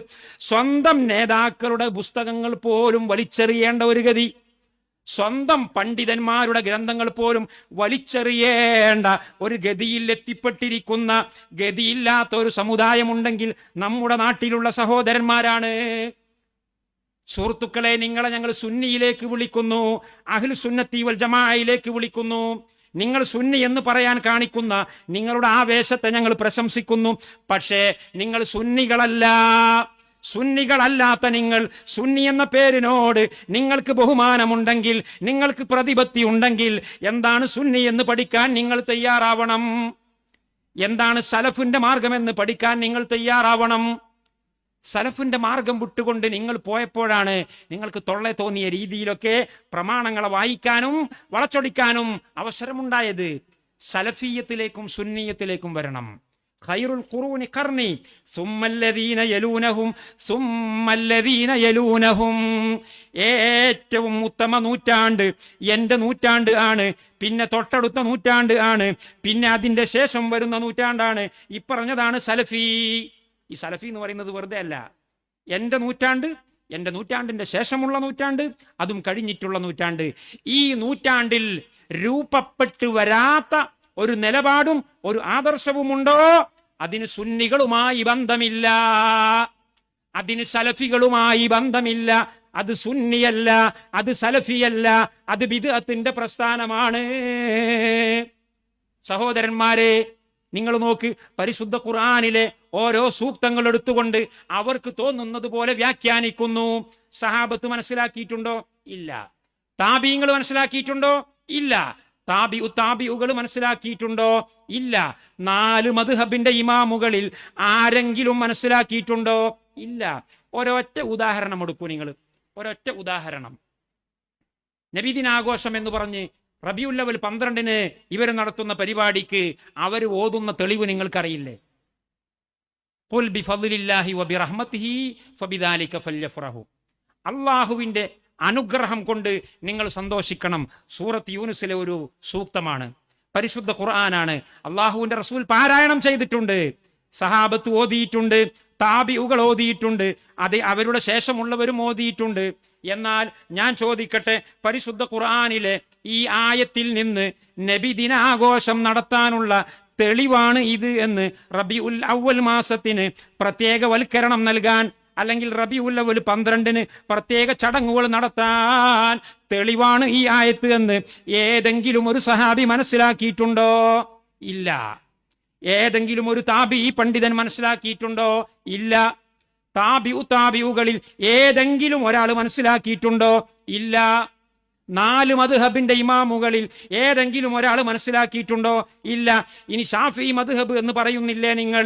കള്ളത്തരമാണെങ്കിലും ഷാഫിഈ മദ്ഹബിന്റെ അവസാനത്തെ വാക്കായി പറയപ്പെടുന്ന ഇമാം നവവി റഹിമഹുല്ലാ ശൈഖാനി എന്ന് ഷാഫിഈ മദ്ഹബിൽ പറഞ്ഞാൽ അബുൽ ഖാസിമുർ റാഫിഈ, നിങ്ങളുടെ നാട്ടിലെ ജുമുഅത്ത് പള്ളിയിൽ ഉണ്ടാകൂല മിൻഹാജ്? ആ മിൻഹാജ് ആരുടേതാണ്? നിങ്ങൾ പള്ളിയിലേക്ക് വഖഫ് ചെയ്യാറില്ലേ? റൗദത്തു താലിബീൻ, മജ്മൂ ആരുടേതാണ്? അശ്ശറഹുൽ കബീർ ആരുടേതാണ്? റാഫി ഇമാമിൻ്റെതല്ലേ? ഇമാം നവവിയുടേതല്ലേ? ഷാഫി മദ്ഹബിലെ അവസാനത്തെ മുഹരിർ എന്ന് നിങ്ങൾ തന്നെ പറയുന്നവരല്ലേ? ഈ ആയത്തിന്റെ വിശദീകരണത്തിൽ ഈ 2 ഇമാമീങ്ങളിൽ ഏതെങ്കിലും ഒരാൾ നബിദിനാഘോഷത്തിന് ഈ ആയത്ത് തെളിവാണെന്ന് പറഞ്ഞിട്ടുണ്ടോ? ഇല്ല. ഇല്ല, നിങ്ങൾക്കും അറിയാ. അപ്പൊ പിന്നെ നിങ്ങൾ സലഫികളല്ല. നിങ്ങൾ പ്രമാണത്തെ സമീപിക്കുന്നത് പൂർവസൂരികളായ പണ്ഡിതന്മാര് സമീപിക്കുന്നത് പോലെയല്ല. പ്രമാണമുണ്ട് എന്ന് നിങ്ങൾ പറയുന്നു, അത് ശരിയാണ്. നിങ്ങൾ ഖുർആൻ അംഗീകരിക്കുന്നുണ്ട്, നിങ്ങൾ സുന്നത്ത് അംഗീകരിക്കുന്നുണ്ട്, നിങ്ങൾ ഇജ്മാ അംഗീകരിക്കുന്നുണ്ട്, നിങ്ങൾ ഖിയാസും അംഗീകരിക്കുന്നുണ്ട്. പക്ഷെ അത് പോരാ. ഇവിടെ ഖുർആൻ അംഗീകരിക്കുന്ന പലരും കഴിഞ്ഞു പോയിട്ടുണ്ടായിരുന്നു, അവർ മുസ്ലിമീങ്ങൾ പോലുമല്ല. അല്ലേ? നമുക്കറിയില്ലേ? ഞാൻ ഖുർആൻ അംഗീകരിക്കുന്നു എന്ന് പറയുന്ന ആളുകളിൽ പലരും മുർത്തദ്ദുകളാണ്. നിങ്ങളുടെ അഭിപ്രായം അനുസരിച്ചും നമ്മുടെ അഭിപ്രായം അനുസരിച്ചും അവർ ഇസ്ലാമിൽ തന്നെ ഇല്ല. അങ്ങനെയുള്ളവരുണ്ട്. ഖുർആൻ അംഗീകരിക്കുന്നവർ എന്തേ ഇസ്ലാമിൽ നിന്ന് പോയി? ഖുർആൻ അംഗീകരിച്ചിട്ടും എന്തുകൊണ്ട് ഇസ്ലാമിൽ നിന്ന് പോയി? അതിന്റെ കാരണം ഖുർആൻ അംഗീകരിക്കേണ്ടതുപോലെയല്ല അംഗീകരിച്ചത്. ഖുർആൻ അംഗീകരിക്കുക എന്ന് പറഞ്ഞാൽ എന്താ? വിശുദ്ധ ഖുർആനിൽ നിന്ന് എങ്ങനെയാണ് അതിന്റെ ആശയം മനസ്സിലാക്കേണ്ടത് എന്നതിൻ്റെ ഒരു രീതിശാസ്ത്രം കൂടെയുണ്ട്. ആ രീതിശാസ്ത്രം ഖുർആനികമായിരിക്കണം, ഖുർആൻ അംഗീകരിച്ച രീതിയിലുള്ള രീതിയായിരിക്കണം. എങ്കിൽ മാത്രമേ നിങ്ങൾ ഖുർആൻ അംഗീകരിച്ചു എന്ന് പറയാൻ പറ്റുകയുള്ളൂ. എന്നാൽ ഫബിദാലിക ഫല്യഫ്റഹു എന്ന ആയത്തിനെ നിങ്ങൾ സമീപിക്കുന്നത് ഏതെങ്കിലും ഒരു സഹാബി സമീപിച്ചതുപോലെയല്ല, താബീങ്ങളിൽപ്പെട്ട ഏതെങ്കിലും ഒരാൾ സമീപിച്ചതുപോലെയല്ല, ഉത്തമ നൂറ്റാണ്ടിൽ കഴിഞ്ഞുപോയ ഒരു പണ്ഡിതനും നിങ്ങൾക്ക് പിന്തുണയില്ല. നിങ്ങളുടെ ഇമാമീങ്ങൾ എന്ന് പറയുന്നവർ പോലും നിങ്ങൾക്ക് പിന്തുണയില്ല. അപ്പോ നിങ്ങൾക്ക് പ്രമാണങ്ങളെ സമീപിക്കുന്ന വിഷയത്തിൽ ഗുരുതരമായ പിശക് സംഭവിച്ചിട്ടുണ്ട്. അതുകൊണ്ട് ഇനി എന്താ വേണ്ടത്? ഇനി വേണ്ടത് ഖുർആനിനെ പൂർവകാല പണ്ഡിതന്മാർ, ഉത്തമ നൂറ്റാണ്ടിലെ സഹാബികൾ ഏത് രീതിയിലാണ് സമീപിച്ചത് അതുപോലെ സമീപിക്കണം. അതുപോലെ സമീപിക്കുമ്പോൾ നബിദിനാഘോഷം നടത്താനുള്ള വകുപ്പുണ്ടാകൂല, ചാവടിയന്തരം നടത്താനുള്ള വകുപ്പുണ്ടാകൂല. ഒരാൾ മരിച്ചുപോയാൽ അദ്ദേഹത്തിന്റെ 40-നും അദ്ദേഹത്തിന്റെ 3-നും അദ്ദേഹത്തിന്റെ ആണ്ടർതിയിലും പ്രത്യേക ചടങ്ങുകൾ നടത്തുവാനുള്ള വകുപ്പ് ഉണ്ടാവുകയില്ല. ഇസ്ലാം ദീനിന്റെ പേരിൽ മതത്തിന്റെ ഭാഗമായി അത് ഒന്നും നടത്തുകയില്ല. നല്ല കാര്യമല്ലേ എന്ന് പറഞ്ഞിട്ടാണ് ഞാൻ എൻ്റെ സംസാരം അവസാനിപ്പിക്കുകയാണ്. നല്ല കാര്യം അല്ലേ എന്ന് പറഞ്ഞിട്ടാണ് ഇതൊക്കെ നടത്തുന്നത്. അപ്പോൾ സാധാരണക്കാരായ ഒരുപാട് ആളുകൾ തെറ്റിദ്ധരിക്കും, ഖുറാനോത്തല്ലേ, ഖുറാനോത്തിന് വല്ല കുറ്റം പറയണോ, ഖുറാനോത്ത് മുടക്കൽ എത്ര മോശപ്പെട്ട പണിയാണ്, ഖുറാൻ ഓതുന്ന വീട്ടിൽ മാതൃഭൂമി ഓതാണ് വേണ്ടത് എന്ന് ഒരു മൗലവി പ്രസംഗിച്ചു എന്ന് വരെ ആക്ഷേപം പറയുന്നത് കേൾക്കാൻ സാധിക്കാറുണ്ട്. അതുപോലെ സ്വലാത്ത് ചെല്ലല്ലേ, സ്വലാത്തിന് എന്താ കുഴപ്പം, ഭക്ഷണം വിതരണം ചെയ്യലല്ലേ, വളരെ പുണ്യമുള്ളതല്ലേ, അതിനെന്താ കുഴപ്പം, അല്ലെങ്കിൽ ഖുർആനിലെ പ്രത്യേകം ചില ആയത്തുകൾ ഓതലല്ലേ, അതിനെന്താ കുഴപ്പം എന്ന് ചോദിക്കുന്നവരുണ്ട്. പ്രിയപ്പെട്ട സഹോദരന്മാരെ, വളരെ സിമ്പിളായിട്ട് ഞാൻ പറയുന്നു, ഈ നല്ല കാര്യം എന്ന് പറയുന്ന കാര്യങ്ങൾ വെച്ചുകൊണ്ട് തന്നെയാണ് ബിദ്അത്ത് ഉണ്ടാക്കല്. കാരണം ചീത്ത കാര്യങ്ങൾ ആരെങ്കിലും മതത്തിന്റെ പേരിൽ ചെയ്യോ? വളരെ സിമ്പിളല്ലേ. അള്ളാഹുവിന്റെ ദീനിന് വേണ്ടി ആരെങ്കിലും വ്യഭിചരിക്കുമോ? അള്ളാഹുവിന്റെ ദീനിന് വേണ്ടി ആരെങ്കിലും കള്ളുടിക്കോ? ഇവര് നമ്മളെല്ലാവരും കള്ളുടിക്ക, എന്താ ഇന്ന് റബീഉൽ അവ്വൽ 12 കള്ളുടിക്കൽ നല്ല കാര്യമാണ്, ആരും ചെയ്യൂല. അല്ലെങ്കിൽ റബീഉൽ അവ്വൽ 12 ആരെങ്കിലും നുണ പറയുമോ? നുണ പറയില്ല. ആരെങ്കിലും അക്രമ പ്രവർത്തനങ്ങൾ നടത്തുമോ? ആരെങ്കിലും പലിശ വാങ്ങുമോ? ഇന്ന് റബീഉൽ അവ്വല, എന്താ പുണ്യം നമ്മൾ പലിശ വാങ്ങാം, അങ്ങനെ ആരും ചെയ്യൂല. കാരണം കള്ള് ഹറാമാണ്, പ്രവാചകൻ വ്യക്തമായി പറഞ്ഞിട്ടുണ്ട്. വ്യഭിചാരം ഹറാമാണ്, ഖുർആനിൽ വ്യക്തമായി പറഞ്ഞിട്ടുണ്ട്. പലിശ വൻ കുറ്റമാണ്, വ്യക്തമായി പറഞ്ഞിട്ടുണ്ട്, ഐഡന്റിഫൈ ചെയ്ത് പറഞ്ഞിട്ടുണ്ട്. അതുകൊണ്ട് കള്ള് ആരും പുണ്യകർമ്മമായി കാണുകയില്ല, വ്യഭിചാരം ആരും പുണ്യകർമ്മമായി കാണുകയില്ല, ലോട്ടറി ആരും പുണ്യകർമ്മമായി കാണുകയില്ല, അക്രമ പ്രവർത്തനങ്ങൾ, കൊലപാതകം ആരും പുണ്യകർമ്മമായി കാണുകയില്ല. കാരണം അതെല്ലാം അള്ളാഹുവോ അള്ളാഹുവിന്റെ റസൂലോ വ്യക്തമായി വിലക്കിയിട്ടുള്ള കാര്യമാണ്. അതെങ്ങാനും ആരെങ്കിലും പുണ്യമെന്ന് പറഞ്ഞാൽ അവനെ പറ്റി പുത്തൻവാദി എന്നല്ല പറയുക, അവനെ പറ്റി പച്ച കാഫിർ എന്നാണ് പറയുക. ഒരാൾ പറയാ വ്യഭിചാരം നല്ല കാര്യമാണ്, റബീഉൽ അവ്വൽ 12 നബിദിനാഘോഷത്തിന്റെ ഭാഗമായി വ്യഭിചരിക്കൽ സുന്നത്താണ് എന്ന് പറഞ്ഞാൽ ഓനെപ്പറ്റി നമ്മൾ പറയല് ബറേൽവി എന്നല്ല, ഓനെപ്പറ്റി നമ്മൾ പറയല് സമസ്തക്കാരൻ എന്നല്ല, അവനെപ്പറ്റി നമ്മൾ പറയല് മുർത്തദ് എന്നാണ്. അവൻ മരിച്ചാൽ നമ്മുടെ പള്ളിക്കാട്ടിലേക്ക് കൊണ്ടുവരില്ല. കണ്ടോ, നമ്മൾ കാഫിരീങ്ങളെ കുറിച്ചല്ലല്ലോ പറയുന്നത്, നമ്മൾ പുത്തൻവാദികളെ കുറിച്ചാ പറയുന്നത്. അപ്പൊ പുത്തൻവാദി എന്ന് പറഞ്ഞ ആരാണ്? ഹറാമായ സംഗതികൾ ഹലാലാക്കുന്നവനല്ല പുത്തൻവാദി എന്ന് പറയുന്നത്. ഹറാമായ സംഗതികൾ ഹലാലാക്കുന്നവനെ കാഫിർ എന്നാണ് പറയുക. ഞാനും പറയും, നിങ്ങളും പറയും. നിങ്ങളെ കൂട്ടത്തിൽ ഒരാള് വ്യഭിചാരം ഹലാലാന്ന് പറയട്ടെ, ഒന്ന് കാണാലോ. നമ്മൾ പറയും കാഫിറാണ്. ഞങ്ങളെ കൂട്ടത്തിലെ ഒരാള് കള്ളുകുടി ഹലാലാണെന്ന് പറയട്ടെ, നിങ്ങൾ പറയൂലേ ഓനെപ്പറ്റി കാഫിർ എന്ന്? എന്തുകൊണ്ട്? അത് അല്ലാഹു ഖുർആനിൽ വളരെ വ്യക്തമായി ഗണ്ഡിതമായി വിലക്കിയിട്ടുള്ളതാണ്. എന്നാ ബിദ്അത്ത് അങ്ങനെയല്ല. ബിദ്അത്ത് അള്ളാഹുവിന്റെ റസൂൽ ഓരോന്ന് പേരെടുത്ത് പറഞ്ഞുകൊണ്ട് വിലക്കിയിട്ടില്ല. അങ്ങനെ വിലക്കാൻ കഴിയുകയുമില്ല, അത് ഇമ്പോസിബിൾ ആണ്. എന്തുകൊണ്ട്? ഓരോ മൗലവിയുടെയും ബുദ്ധിയിൽ ഓരോന്ന് തോന്നും. ഓരോ കൊല്ലവും മീറ്റിംഗ് കൂടുമ്പോ ഓരോന്ന് തോന്നും. ഇതിനെല്ലാം പേരെടുത്ത് വിലക്കാൻ നിന്നാൽ ഇത് തന്നെയല്ലേ പണിയുണ്ടാവുകയുള്ളൂ. കഴിഞ്ഞ കൊല്ലത്തെ നബിദിനാഘോഷമല്ല ഈ വർഷം. കഴിഞ്ഞ കൊല്ലം കേക്ക് മുറിച്ചിട്ടില്ല, ഈ കൊല്ലം കേക്ക് മുറിച്ചിട്ടുണ്ട്. അടുത്ത കൊല്ലം ഇനി എന്താണ് മുറിക്കുക എന്നറിയില്ല. ഖിയാമത്ത് നാൾ വരെ പുത്തൻവാദികളുടെ പരമ്പര പരിശോധിച്ചു നോക്കിയ ഓരോ കൊല്ലവും ബിദ്അത്തിന്റെ ലിസ്റ്റുകൾ ഇങ്ങനെ കൂടി വരുന്നത് കാണാൻ കഴിയും. അതുകൊണ്ട് ഓരോന്നിനെയും പേരെടുത്തുകൊണ്ട് പാടില്ല പാടില്ല പാടില്ല എന്ന് മുഹമ്മദ് നബി സല്ലല്ലാഹു അലൈഹി വസല്ലം പറയുകയില്ല. അപ്പൊ പിന്നെ അവിടെ ഒരു പോംവഴിയുണ്ട്, അവിടെ ഒരു സംവിധാനമുണ്ട്. എന്താണ് ആ സംവിധാനം? ഞാൻ പഠിപ്പിച്ചിട്ടില്ലാത്ത കാര്യങ്ങൾ, ആ സംവിധാനമാണ് ഞാൻ പറയുന്നത്. ഞാൻ മതമായി പഠിപ്പിച്ചിട്ടില്ലാത്ത കാര്യങ്ങൾ മതകീയ പരിവേഷം നൽകിക്കൊണ്ട് ആരെങ്കിലും പറയുകയോ വിശ്വസിക്കുകയോ പ്രവർത്തിക്കുകയോ ചെയ്താൽ ഫഹുവ റദ്ദുൻ മൻ അഹ്ദസ ഫീ അംരിനാ ഹാദാ മാ ലൈസ മിൻഹു ഫഹുവ റദ്ദുൻ. കള്ളുകുടി ഉണ്ടാക്കിയാൽ എന്നല്ല പറഞ്ഞത്, വ്യഭിചാരം ഉണ്ടാക്കിയാൽ എന്നല്ല പറഞ്ഞത്, ലോട്ടറി ഉണ്ടാക്കിയാൽ എന്നല്ല പറഞ്ഞത്. പിന്നെ എന്താ പറഞ്ഞത്? എന്റെ ദീനിൽ പെട്ടതായി ഞാൻ പഠിപ്പിച്ചിട്ടില്ലാത്ത കാര്യങ്ങൾ ആരെങ്കിലും ഈ ദീനിന്റെ ഉള്ളിലേക്ക് കൊണ്ടുവന്നാൽ അവൻ പുത്തൻവാദിയാണ്. അപ്പൊ അങ്ങനത്തെ കാര്യം എന്തായിരിക്കും? ഞാൻ നേരത്തെ പറഞ്ഞല്ലോ, കള്ളുകുടി ആരും പള്ളിയിൽ വന്നിട്ട് കള്ളു കുടിക്കൂല, പള്ളിയിൽ വന്ന് ആരും വ്യഭിചരിക്കുകയില്ല, പള്ളിയിൽ ആരും ലോട്ടറി കച്ചവടം നടത്തൂല. എന്നാൽ പള്ളിയിൽ വെച്ചുകൊണ്ട് അള്ളാഹു അല്ലാത്തവരെ വിളിക്കും. എന്നാ പള്ളിയിൽ വന്നുകൊണ്ട് ഇല്ലാത്ത ദിക്റുകളും പ്രാർത്ഥനകളും നടത്തും. പള്ളിയിൽ വന്നുകൊണ്ട് ഇല്ലാത്ത രാവും പകലും ഉണ്ടാക്കും. പള്ളിയിൽ വന്നുകൊണ്ട് ഇല്ലാത്ത പുണ്യകർമ്മങ്ങളെ പുണ്യകർമ്മങ്ങളാക്കി കൊണ്ടുവരും. അതാണ് ബിദ്അത്ത്. അപ്പൊ നല്ല കാര്യങ്ങളായിരിക്കും, ബേസിക്കലി നല്ല കാര്യം. ഏതുപോലെ? നോമ്പ് വ്യഭിചാരം പോലെയല്ല. വ്യഭിചാരം ഹറാമാണ്, നോമ്പ് പുണ്യകർമ്മമാണ്. എന്നാൽ റജബ് 27 അന്ന് നോമ്പ് പുണ്യമില്ല. നോമ്പ് പുണ്യമാണ്, പക്ഷേ റജബ് 27 നോമ്പെടുക്കാൻ അള്ളാഹുവിന്റെ റസൂൽ പഠിപ്പിച്ചിട്ടില്ല. അപ്പൊ റജബ് 27 മിഅ്റാജ് നോമ്പ് എന്ന് പറഞ്ഞുകൊണ്ട് ഒരുത്തൻ ഒരു നോമ്പ് കൊണ്ടുവന്നാൽ അവനെ പറ്റി പറയും പുത്തൻവാദി.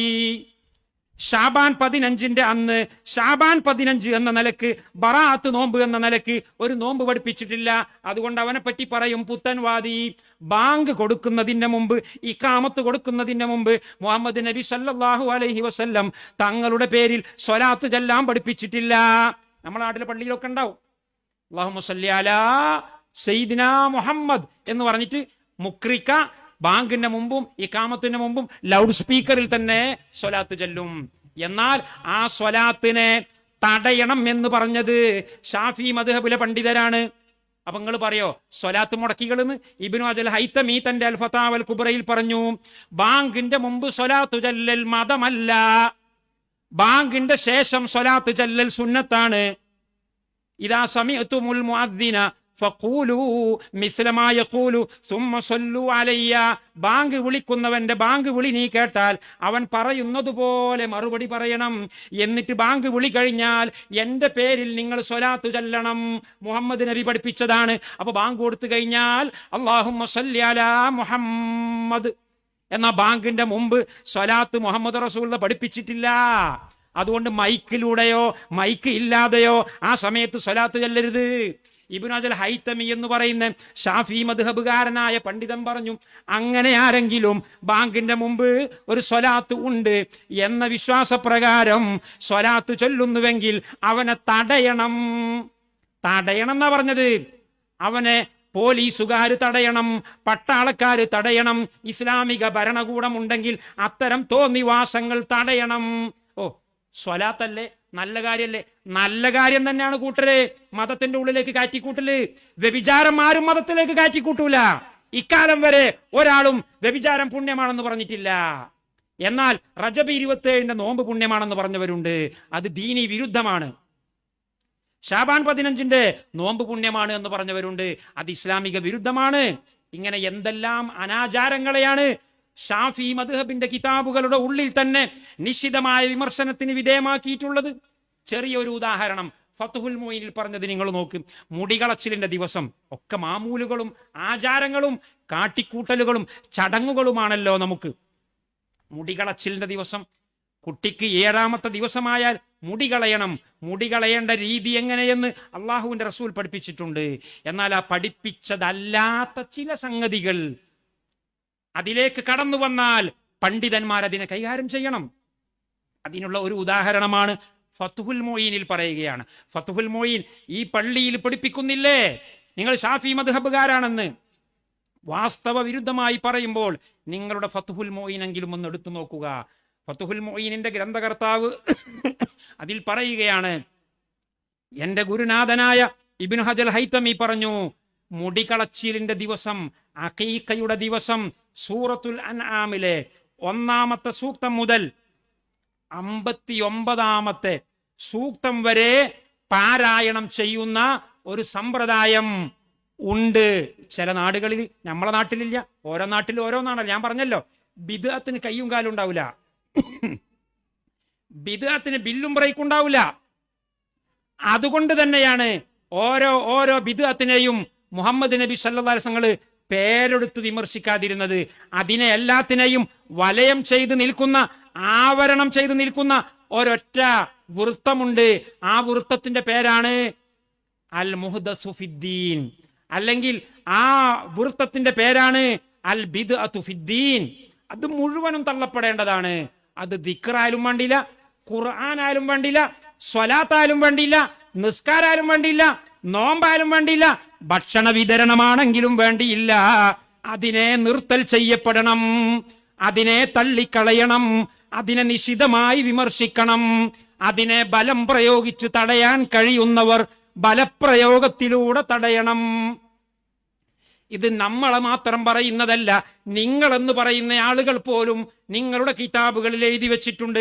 ഞാൻ ചോദിക്കട്ടെ, മുടി കളയുന്ന ദിവസം സൂറത്തുൽ അൻആമിലെ 1 മുതൽ 59 വരെയുള്ള സൂക്തങ്ങൾ പാരായണം ചെയ്താൽ എന്താണ് കുഴപ്പം? സൂറത്തുൽ അൻആം ഖുർആനിൽ പെട്ടതല്ലയോ? ഖുർആൻ ഇത്ര മോശമാണോ? 59-ാമത്തെ സൂക്തം വരെയുള്ള ആ സൂക്തങ്ങൾക്ക് വല്ല തകരാറുമുണ്ടോ?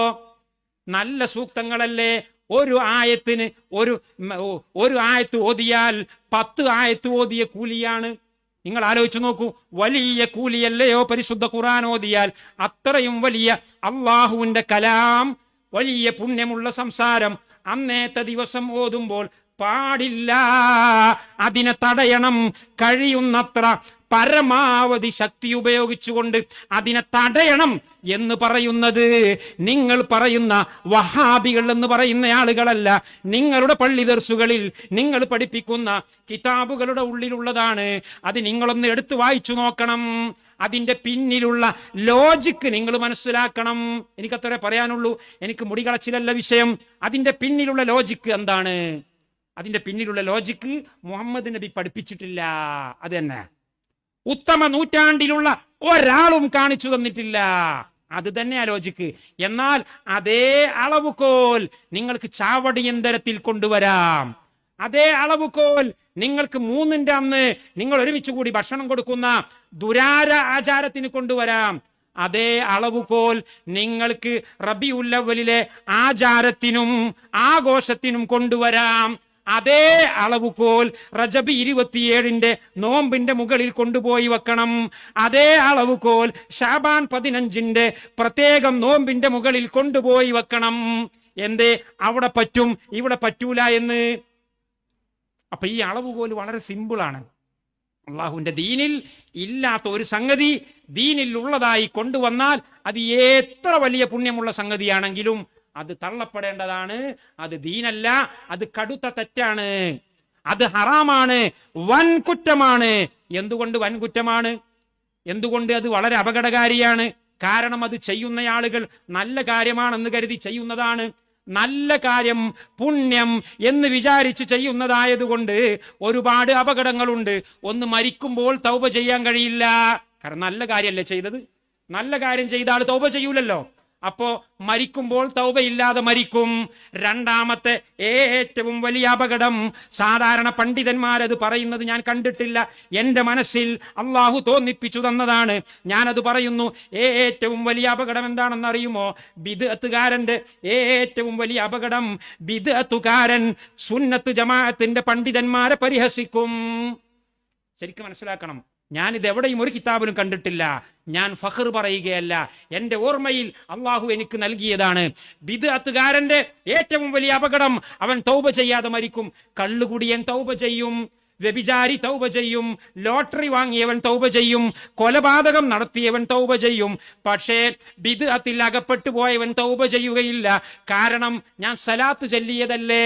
സലാത്ത് ചൊല്ലിയ തൗബ ചെയ്യണോ? ഞാൻ ഖുർആൻ ഓതിയതല്ലേ, ഞാൻ ഭക്ഷണം കൊടുത്തതല്ലേ. ഇങ്ങനെയുള്ള ആളുകൾ തൗബ ചെയ്യാനുള്ള മോട്ടിവേഷൻ അവർക്ക് ലഭിക്കുകയില്ല. അത് തന്നെയാണ്, അത് വൻകുറ്റമാണ്, ഏറ്റവും വലിയ വൻകുറ്റമാണ് എന്ന് പണ്ഡിതന്മാർ പറയാൻ കാരണം. എന്നാൽ അതിനേക്കാളും ഗൗരവമേറിയ ഒരു കുറ്റമുണ്ട്. ഞാൻ എൻ്റെ മനസ്സിൽ തോന്നിയതാണ്, അള്ളാഹു ശരിയാണെന്ന് തോന്നിയത് ഞാൻ പറയുന്നു. ശരിയല്ലെങ്കിൽ അത് എൻ്റെ ഉത്തരവാദിത്തമാണ്. എന്താണ് അത്? ബിദ്അത്ത് ചെയ്യുന്നയാൾ തൻ്റെ നാട്ടിലുള്ള സുന്നി പണ്ഡിതനെ പരിഹസിക്കും. തൻ്റെ നാട്ടിലുള്ള അഹ്ലു സുന്നത്തി വൽ ജമാഅത്തിന്റെ ശരിയായ തനതായ ആദർശം പറയുന്നവനെ അവനെതിരിൽ ആക്രമിക്കും, അവനെപ്പറ്റി ഇല്ലാത്തത് പറയും, അവനെ ഒറ്റപ്പെടുത്തും, അവന്റെ വായ മൂടിക്കെട്ടാൻ ശ്രമിക്കും, അവന്റെ കുടുംബത്തിൽ ഛിദ്രതയുണ്ടാക്കും, അവന്റെ കഞ്ഞിയിൽ കല്ലുവാരിയിടും. അതല്ലേ സത്യം? ഇന്നിപ്പോ നിങ്ങൾ നോക്കി, നമ്മളെ നാട്ടിൽ ബിദ്അത്ത് മുഴുവനും ചെയ്യുന്ന ആളുകൾ അവരാർക്കെതിരിലാണ് ഒച്ചപ്പാടും ബഹളവും ഉണ്ടാക്കുന്നത്? അവർ ആർക്കെതിരിലാണ് വാളോങ്ങുന്നത്? അവര് ആരെയാണ് കായികമായി നേരിടുന്നത്? അവര് ആരുടെ കുടുംബത്തിലാണ് വിള്ളൽ വരുത്തുന്നത്? അവരാരെയാണ് പരിഹസിക്കുന്നത്? സാധുക്കളായ നമ്മെ പോലെയുള്ള ആളുകളെ പരിഹസിക്കുന്നു. ബിദ്അത്ത് ചെയ്യരുത് എന്ന് പറയുന്നവരായ നമ്മളെ നിങ്ങൾ ഈ ചെയ്യുന്നത് ബിദ്അത്താണ് എന്ന് പറയുന്നതിന്റെ പേരിൽ നമ്മെ അവർ പരിഹസിക്കുന്നു, നമ്മെ അവർ കൂക്കി വിളിക്കുന്നു.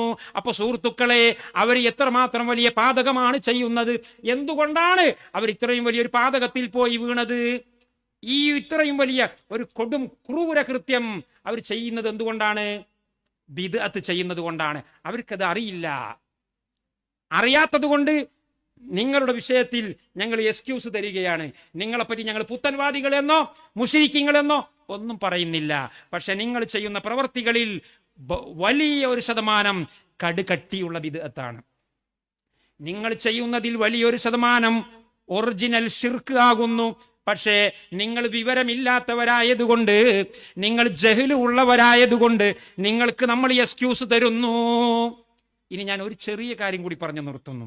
ഞാൻ ഇപ്പൊ ഇതുവരെ പറഞ്ഞത് ബിദ്അത്തിന്റെ ഒരു സ്വഭാവമാണ്, അല്ലേ? അള്ളാഹു സുബ്ഹാനഹു വ തആല അല്ലെങ്കിൽ അള്ളാഹുവിന്റെ റസൂൽ നേർക്ക് നേരെ വിലക്കിയിട്ടില്ലാത്ത സംഗതികളാണ് ബിദ്അത്ത്. പൊതുവായി പറഞ്ഞ പുതുതായി ഉണ്ടാക്കപ്പെട്ട സംഗതികൾക്കാണ് ബിദ്അത്ത് എന്ന് പറയുക. എന്നാൽ പ്രിയപ്പെട്ട സഹോദരന്മാരെ, കാര്യത്തിന്റെ ഗൗരവം അവിടെ നിന്നും ഒരുപാട് മുമ്പിലാണ്. അതെന്താ കാര്യത്തിന്റെ ഗൗരവം? അള്ളാഹുവിന്റെ റസൂൽ നേർക്ക് നേരെ വിലക്കിയ സംഗതികൾ പോലും ഇവർക്ക് പുണ്യമാണ്. അള്ളാഹുവിന്റെ റസൂൽ, ഞാൻ നേരത്തെ പറഞ്ഞ എന്തായിരുന്നു? അള്ളാഹുവും റസൂലും നേർക്ക് നേരെ വിലക്കിയത് ഒരാളും പുണ്യമായി കാണുകയില്ല, ഒരാളും അതിന് പുണ്യം കൽപ്പിക്കുകയില്ല. അള്ള വിലക്കിയതാന്ന് പറഞ്ഞാൽ ഓക്കെ, അള്ള വിലക്കിയതെന്നാ വേണ്ട, അത് ഏത് ജാഹിലും പറയും. എന്നാൽ പ്രിയപ്പെട്ട സഹോദരന്മാരെ, നമ്മുടെ എതിർഭാഗത്തുള്ള ബിദ്അത്തിന്റെ ആളുകളുടെ രീതി നിങ്ങൾക്കറിയുമോ? ഞാൻ നേരത്തെ പറഞ്ഞ ബിദ്അത്തിന്റെ കക്ഷിയല്ല അവർ. ഞാൻ നേരത്തെ പറഞ്ഞ നോർമൽ ബിദ്അത്തുകാരല്ല അവർ. അവർ അതിലേറെ കടുകട്ടിയുള്ള ബിദ്അത്ത് ചെയ്യുന്നവരാണ്. അവർ അതിലേറെ സംശുദ്ധമായ കറ കളഞ്ഞ വെള്ളം ചേരാത്ത ബിദ്അത്തുകാരാണ്. എന്താണ് വെള്ളം ചേരാത്ത ബിദ്അത്തുകാരെന്ന് ഞാൻ പറയാൻ കാരണം, അള്ളാഹുവിന്റെ റസൂൽ വിലക്കിയ സംഗതികൾ ഏതുപോലെ ഒറ്റ ഉദാഹരണം മാത്രം പറയുന്നു. അള്ളാഹുവിന്റെ റസൂൽ വളരെ വ്യക്തമായി വിലക്കിയത് ജാബിർ ഇബ്നു അബ്ദില്ലാഹ് റളിയല്ലാഹു അൻഹുമാ ഉദ്ധരിച്ച ഹദീസ് ഇമാം മുസ്ലിം, ഇമാം അബൂദാവൂദ്, ഇമാം നസായി, ഇമാം തിർമിദി, അഹ്മദ് ഇബ്നു ഹംബൽ, ഇബ്നു മാജ തുടങ്ങിയിട്ടുള്ള ലോകപ്രസിദ്ധ മുഹദ്ദിസുകൾ മുഴുവനും ഉദ്ധരിച്ചിട്ടുള്ള സ്വഹീഹ് ആയ ഹദീസിൽ കാണാം, നഹാ റസൂലുള്ളാഹി സ്വല്ലല്ലാഹു അലൈഹി വസല്ലമ അൻ യുജസ്സസൽ ഖബറു വ അൻ യുബ്ന അലൈഹി വ അൻ യുക്തബ അലൈഹി. അള്ളാഹുവിന്റെ റസൂൽ വിലക്കിയിട്ടുണ്ട്. കണ്ടോ? കേവലം ബിദ്അത്തല്ല, കള്ളുകുടി പോലെ, വ്യഭിചാരം പോലെയുള്ള സംഗതിയാണ്, മദ്യപാനം പോലെയുള്ള സംഗതിയാണ്, ലോട്ടറി പോലെയുള്ള സംഗതിയാണ്, കൊലപാതകം പോലെയുള്ള സംഗതിയാണ്. മുത്ത് റസൂലുള്ളാഹ് സ്വല്ലല്ലാഹു അലൈഹി വസല്ലം അവിടുത്തെ പരിശുദ്ധമാക്കപ്പെട്ട നാവുകൊണ്ട് വ്യക്തമായി പറഞ്ഞു, ഖബറിന് കുമ്മായമടിക്കുന്നത്, ഖബറിന്റെ മുകളിൽ എടുപ്പ് ഉണ്ടാക്കുന്നത്, ഖബറിന്റെ മുകളിൽ നിർമ്മാണ പ്രവർത്തനം നടത്തുന്നത്, ഖബറിന്റെ മുകളിൽ എഴുതി വെക്കുന്നത് അള്ളാഹുവിന്റെ റസൂൽ വിലക്കിയിട്ടുണ്ട്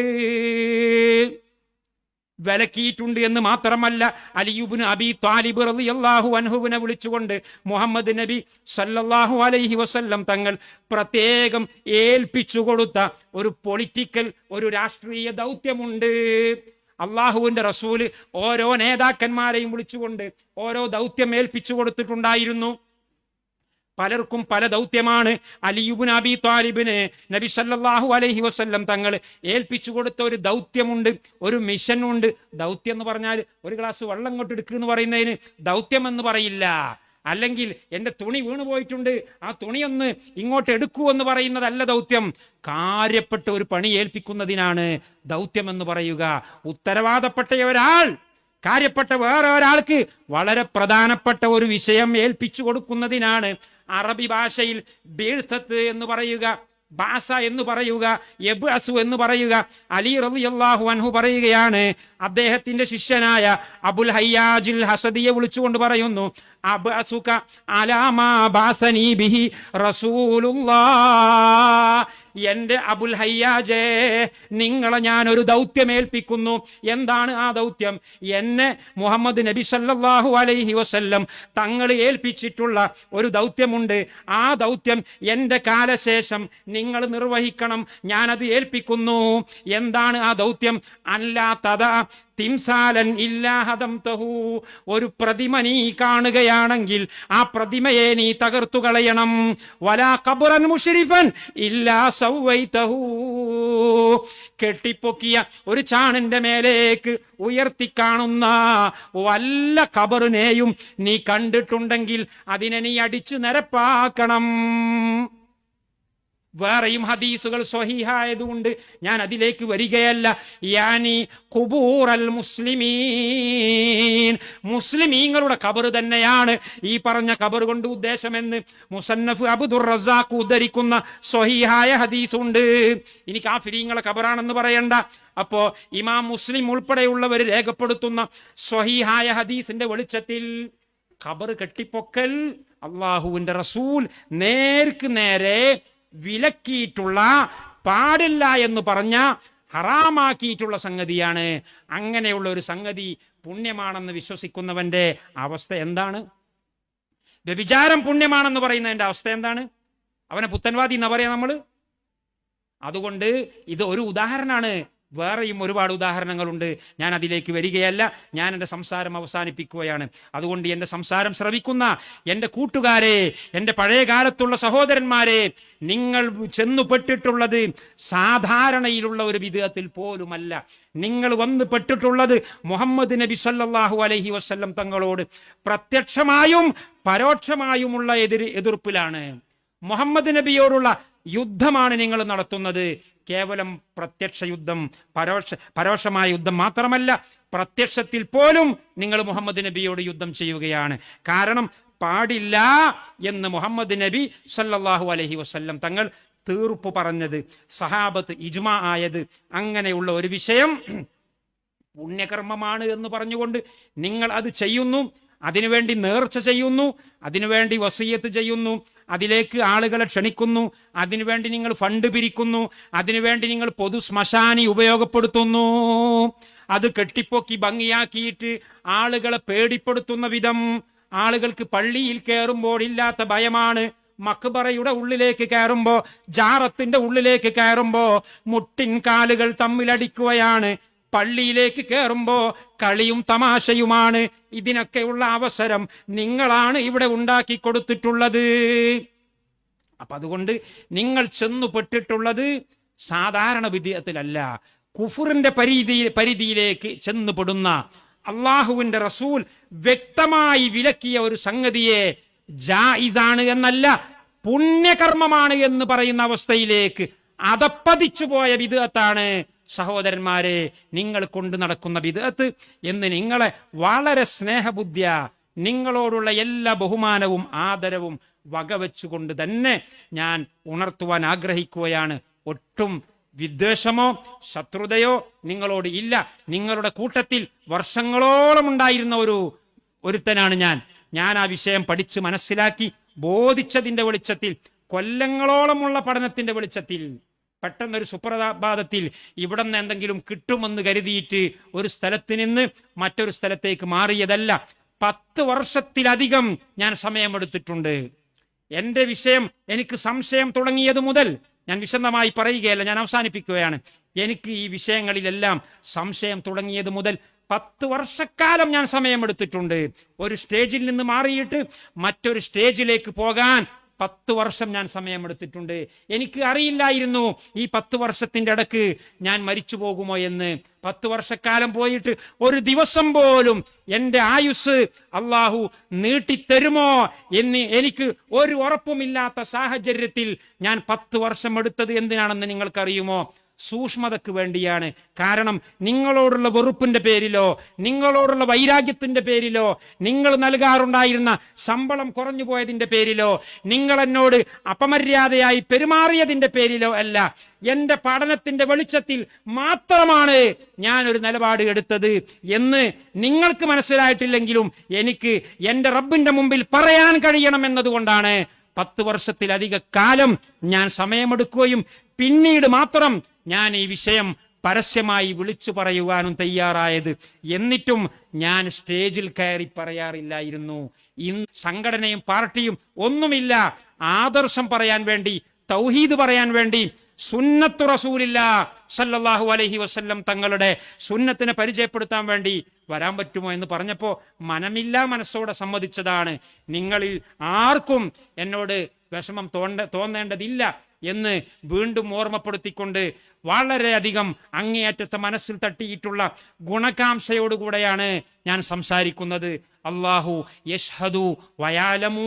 അല്ലാഹു സുബ്ഹാനഹു വ തആല നമ്മുടെ വാക്കിലോ സംസാരത്തിലോ എന്തെങ്കിലും പാളിച്ചകളോ സ്ഖലിതങ്ങളോ വന്നു പോയിട്ടുണ്ടെങ്കിൽ അവന്റെ ഖാലിസായ അഫ്വ് കൊണ്ട്, അവന്റെ മഹ്ലുൽ ഫദ്ൽ കൊണ്ട് നമുക്ക് എല്ലാം പുറത്ത് മാപ്പ് ചെയ്തു തരുമാറാകട്ടെ. നമ്മൾ പറഞ്ഞതിലുള്ള നല്ല കാര്യങ്ങളെ മുഴുവനും അല്ലാഹു റബ്ബുൽ ഇസ്സത്തി വൽ ജലാൽ നമ്മിൽ നിന്ന് സ്വീകരിക്കുമാറാകട്ടെ. നമ്മുടെ കർമ്മങ്ങളെ അല്ലാഹു സ്വീകരിച്ചിട്ടുണ്ടെങ്കിൽ അല്ലാഹുവേ ആ കർമ്മങ്ങളെയെല്ലാം മുൻനിർത്തിക്കൊണ്ട് ഞങ്ങൾ നിന്നോട് ചോദിക്കുന്നു, ഞങ്ങൾക്ക് നീ മാപ്പ് തരണേ റബ്ബേ.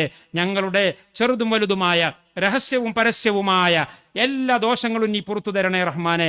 ഞങ്ങളുടെ മാതാപിതാക്കൾ, ഗുരുനാഥന്മാർ, ശിഷ്യന്മാർ, സഹപാഠികൾ, ഭാര്യ സന്താനങ്ങൾ, ഞങ്ങളുടെ അയൽവാസികൾ, ഞങ്ങളുടെ നാട്ടുകാർ, കൂട്ടുകാർ, ഞങ്ങളെ സഹായിച്ചവർ, ഞങ്ങളുടെ കൂടെ ഇസ്ലാമിക ദാവാരംഗത്ത് പ്രവർത്തിക്കുന്നവർ, ഞങ്ങളുടെ സഹോദര സഹോദരിമാർ, അങ്ങകലെ ബൈത്തുൽ മഖ്ദിസിന്റെ ചാരത്ത്, അൽ മസ്ജിദുൽ അഖ്സയുടെ ചാരത്ത് പറന്നു വീണ ഭൂമിയുടെ സ്വാതന്ത്ര്യത്തിന് വേണ്ടി പൊരുതുന്നവർ, അല്ലാഹുവേ ഞങ്ങൾക്കും അവർക്കും, ഞങ്ങളിൽ നിന്നും അവരിൽ നിന്നും മരിച്ചുപോയ മുഴുവൻ ആളുകൾക്കും നീ മഗ്ഫിറത്തും മർഹമത്തും പ്രദാനം ചെയ്യണേ.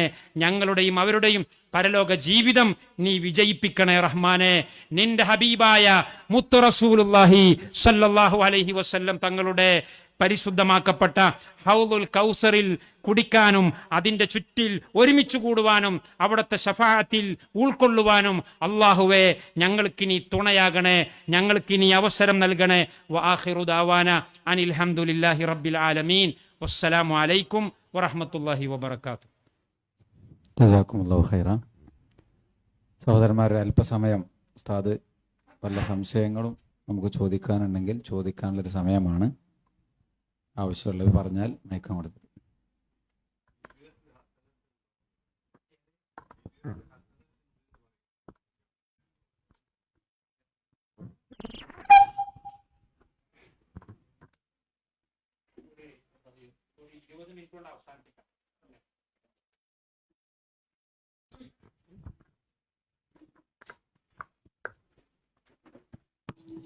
ചുരുക്കി പറയാണ്, ഇപ്പോ വന്നിട്ടുള്ള ചോദ്യം ബിദ്അത്തുൻ ഹസനത്തുൻ എന്ന് പറയുന്ന, അഥവാ നല്ല ബിദ്അത്ത് എന്ന് പറയുന്ന സംഗതി ഉണ്ടോ എന്നതാണ് അദ്ദേഹത്തിന്റെ ചോദ്യം.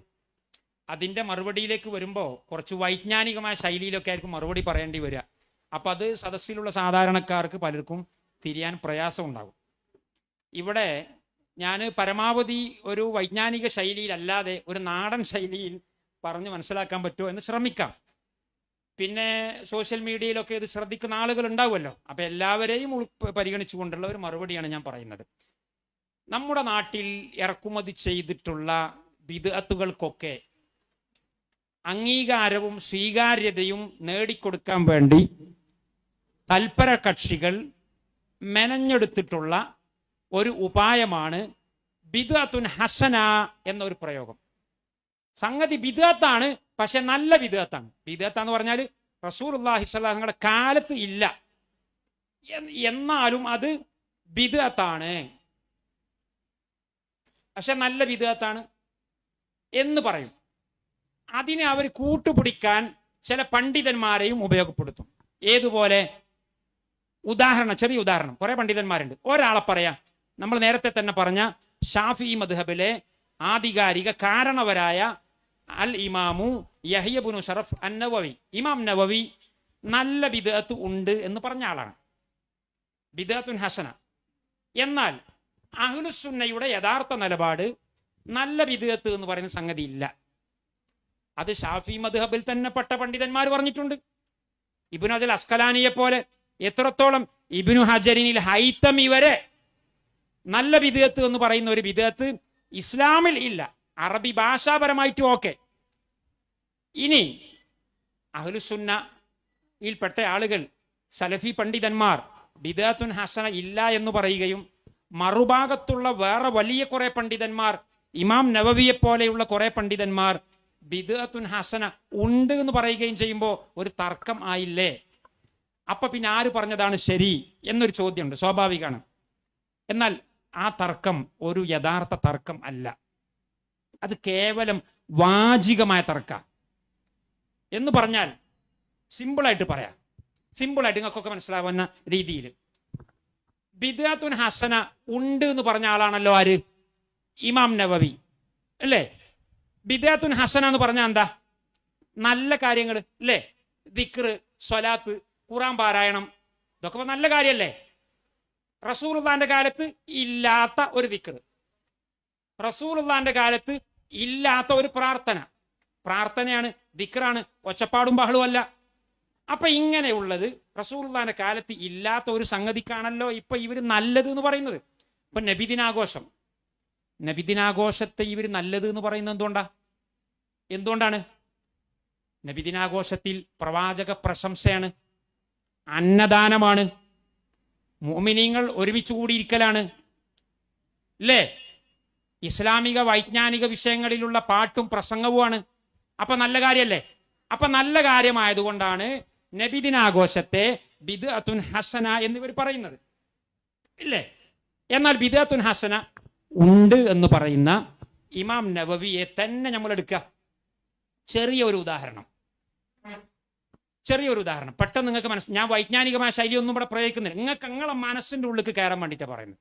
ഇമാം നവവി ഒരു മസ്അല പറഞ്ഞു അദ്ദേഹത്തിന്റെ ശറഹ് മുസ്ലിമിൽ. എന്താണ് ആ മസ്അല? നിസ്കാരം കഴിയുമ്പോൾ നമ്മൾ അസ്സലാമു അലൈക്കും വറഹ്മത്തുള്ളാ എന്നാ പറയാ അല്ലേ? വലത്തെ ഭാഗത്തേക്ക് അസ്സലാമു അലൈക്കും വറഹ്മത്തുള്ളാ, അസ്സലാമു അലൈക്കും വറഹ്മത്തുള്ളാ, ഇങ്ങനെയല്ലേ പറയാം.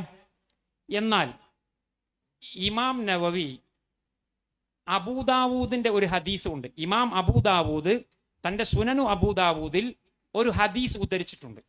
എന്താണ് ആ ഹദീസിലുള്ളത്? നബി സല്ലല്ലാഹു അലൈഹി വസല്ലം തങ്ങൾ നിസ്കാരത്തിൽ നിന്ന് സലാം വീട്ടുമ്പോൾ അസ്സലാമു അലൈക്കും വറഹ്മത്തുള്ളാഹി വബറകാതുഹു, അസ്സലാമു അലൈക്കും വറഹ്മത്തുള്ളാഹി വബറകാതുഹു. വ്യത്യാസം മനസ്സിലായോ? റഹ്മത്തുള്ളാഹി വബറകാതുഹു എന്ന് പറയാറുണ്ടായിരുന്നു എന്ന് ഹദീസിൽ ഉണ്ട്. ആരാണ് ഉദ്ധരിച്ചത്? അബൂദാവൂദ്. എന്നിട്ട് ഇമാം നവവി പറയാണ് വബറകാതുഹു എന്ന് പറയാൻ പാടില്ല. നിസ്കാരത്തിൽ നിന്ന് സലാം വിട്ടുമ്പോ അസ്സലാമു അലൈക്കും വറഹ്മത്തുള്ളാ എന്നേ പറയാവൂ, വബറകാതുഹു എന്ന് പറയരുത്, അത് ബിദ്അത്താണ്. അതെങ്ങനെ? മുഹമ്മദ് നബി പറഞ്ഞ സംഗതി എങ്ങനെ ബിദ്അത്താകാം? മുഹമ്മദ് നബി വബറകാതുഹു എന്ന് പറഞ്ഞിട്ടുണ്ട് എന്ന് അബൂദാവൂദ് ഉദ്ധരിക്കുന്നു. അതോടൊപ്പം ഇമാം നവവി പറയുന്നു വബറകാതുഹു എന്ന് പറയാൻ പാടില്ല, അത് ബിദ്അത്താണ്. എന്താ കുഴപ്പം?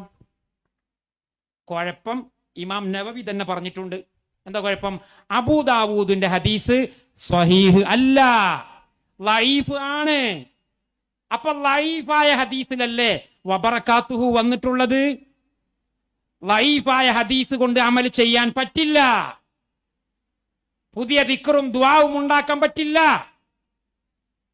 അതുകൊണ്ട് പറ്റൂല എന്ന് ഇമാം നവവി റഹിമഹുല്ല എവിടെ പറഞ്ഞു? ശറഹ് മുസ്ലിമിൽ. ഇനി ഞാൻ ആ മസ്അല പറഞ്ഞപ്പോൾ ഒരു സംഗതിയും കൂടി പറയുന്നു. ഒരു മസ്അല പറയുമ്പോൾ അതിന്റെ പൂർത്തീകരണം പറയണല്ലോ. വബറകാതുഹു എന്ന ഹദീസ്, അബൂദാവൂദിന്റെ ഹദീസ് ലഈഫാണ് എന്നാണ് ഇമാം നവവി ഈ കിതാബിൽ പറഞ്ഞത്. അപ്പറഞ്ഞ സംഗതി ശരിയല്ല. അബൂദാവൂദിന്റെ ഹദീസ് സ്വഹീഹ് തന്നെയാണ്. ആ ഹദീസിൽ പറഞ്ഞതുപോലെ വബറകാതുഹു എന്ന് പറയൽ സുന്നത്തും ആണ്. നമ്മുടെ നാട്ടിലെ പള്ളിയൊന്നും ചെല്ലാറില്ല, സുന്നി പള്ളിയിലുമില്ല, സമസ്ത പള്ളിയിലുമില്ല. അത് ചെല്ലുന്നവർ ചെല്ലിക്കോളി. ഏതെങ്കിലും ഇമാമീങ്ങൾ അസ്സലാമു അലൈക്കും വറഹ്മത്തുള്ളാഹി വബറകാതുഹു എന്ന് തുടങ്ങുന്നുണ്ടെങ്കിൽ യാതൊരു വിരോധവും ഇല്ല. പക്ഷെ ഫിത്തനയും ഫസാദും ഉണ്ടാക്കരുത്. പുതിയ നാട്ടിലൊന്ന് പുതിയ തുടങ്ങുമ്പോൾ ചിലപ്പോൾ ആൾക്കാർക്ക് എന്താവും, സംശയം ഉണ്ടാവും. അങ്ങനെ നിങ്ങൾ ചെയ്യണ്ട. അതേ സമയത്ത് വബറകാതുഹു എന്ന് പറയൽ ബിദ്അത്ത് അല്ല, അത് സുന്നത്ത് ആകുന്നു എന്ന് ഇതേ ഇമാം നവവി തന്നെ വേറൊരു കിതാബിൽ പറഞ്ഞിട്ടുണ്ട്. അദ്ദേഹത്തിന്റെ ശറഹുൽ മുഹദ്ദബിൽ ഷാഫി മദ്ഹബിലെ തഖീദ്ദീൻ സുബ്കി പറഞ്ഞിട്ടുണ്ട്. ഷാഫി മദ്ഹബിലെ ഫത്ഹുൽ മുഈനിൽ അതിലേക്ക് സൂചന പറഞ്ഞിട്ടുണ്ട്. അപ്പൊ ഞാൻ ആ മസ്അല പറഞ്ഞതാ. ഇനി എന്റെ വിഷയത്തിലേക്ക് വരാം. ലൈഫായ ഒരു ഹദീസ് ഉണ്ടായിട്ട് പോലും വബറകാതുഹു എന്ന് പറയുന്ന വളരെ നല്ല ഒരു പ്രാർത്ഥനയെ കുറിച്ച് ഇമാം നവവി ബിദ്അത്തുൻ ഹസന ഉണ്ട് എന്ന് പറയുന്ന ഇമാം നവവി എന്തുകൊണ്ടേ ചെയ്യാൻ പാടില്ല എന്ന് പറഞ്ഞു? നിങ്ങളെ തലയിലേക്ക് കയറിയോ ഞാൻ പറഞ്ഞത്? വളരെ സിമ്പിൾ അല്ലേ? ബിദ്അത്തുൻ ഹസന എന്ന് പറഞ്ഞാൽ എന്താ? നല്ല കാര്യം. വബറകാതുഹു എന്ന് പറഞ്ഞാൽ നല്ല കാര്യല്ലേ? അസ്സലാമു അലൈക്കും, നിങ്ങളുടെ മേലിൽ അള്ളാഹുവിന്റെ രക്ഷ ഉണ്ടാവട്ടെ, വറഹ്മത്തുള്ളാഹി, അള്ളാഹുവിന്റെ കരുണയും ഉണ്ടാകട്ടെ, വബറകാതുഹു, അള്ളാഹുവിന്റെ ബറക്കത്തും ഉണ്ടാകട്ടെ. വല്ല കുഴപ്പവും അതിനുണ്ടോ? ഒരു കുഴപ്പമില്ല. നല്ല അർത്ഥമുള്ള പ്രാർത്ഥനയാണ്. അതിനല്ലേ ബിദ്അത്തുൻ ഹസന എന്ന് പറയാ. മാത്രമല്ല അതിന് തെളിവായിട്ട് ലൈഫായ ഒരു ഹദീസെങ്കിലും ഉണ്ട്, ഇല്ലേ? അപ്പൊ ലൈഫായ ഒരു ഹദീസ് തെളിവുണ്ടായിട്ട് പോലും, വളരെ നല്ലതായിട്ട് പോലും അത് ചെയ്യാൻ പാടില്ല എന്ന് ഇമാം നവവി എന്തുകൊണ്ട് പറഞ്ഞു? എന്തുകൊണ്ട് പറഞ്ഞു? ബിദ്അത്തുൻ ഹസന എന്ന് പറഞ്ഞ സംഗതി ഇല്ല, അതുകൊണ്ട് തന്നെ പറഞ്ഞു. അപ്പൊ പിന്നെ ബിദ്അത്തുൻ ഹസന ഉണ്ട് മൂപ്പർ പറഞ്ഞതോ? പറഞ്ഞത് വേറെ അർത്ഥത്തിനാ. ഇപ്പൊ തിരിഞ്ഞില്ലേ? അപ്പൊ ബിദ്അത്തുൻ ഹസന ഉണ്ട് എന്ന് ഇമാം നവവിയെ പോലെയുള്ള ആരെങ്കിലും പറഞ്ഞിട്ടുണ്ടെങ്കിൽ അതിന്റെ അർത്ഥം അത് ഭാഷാപരമായ ബിദ്അത്ത് ആകുന്നു. അറബി ഭാഷയിൽ പുതിയത് എന്നർത്ഥം. ബിദ്അത്ത് എന്ന് പറഞ്ഞാൽ അറബി ഭാഷയിൽ എന്താ അർത്ഥം? പുതിയത്. എന്നാൽ പുതിയത് ഒക്കെയും അനാചാരം ആവുകയില്ല. പുതിയത് ചിലത് നല്ല ആചാരങ്ങൾ ഉണ്ടാകും. പുതിയതെല്ലാം അനാചാരമല്ല. അനാചാരം ആവലപ്പോഴാണ്? തെളിവില്ലാതിരിക്കുമ്പോഴാണ്.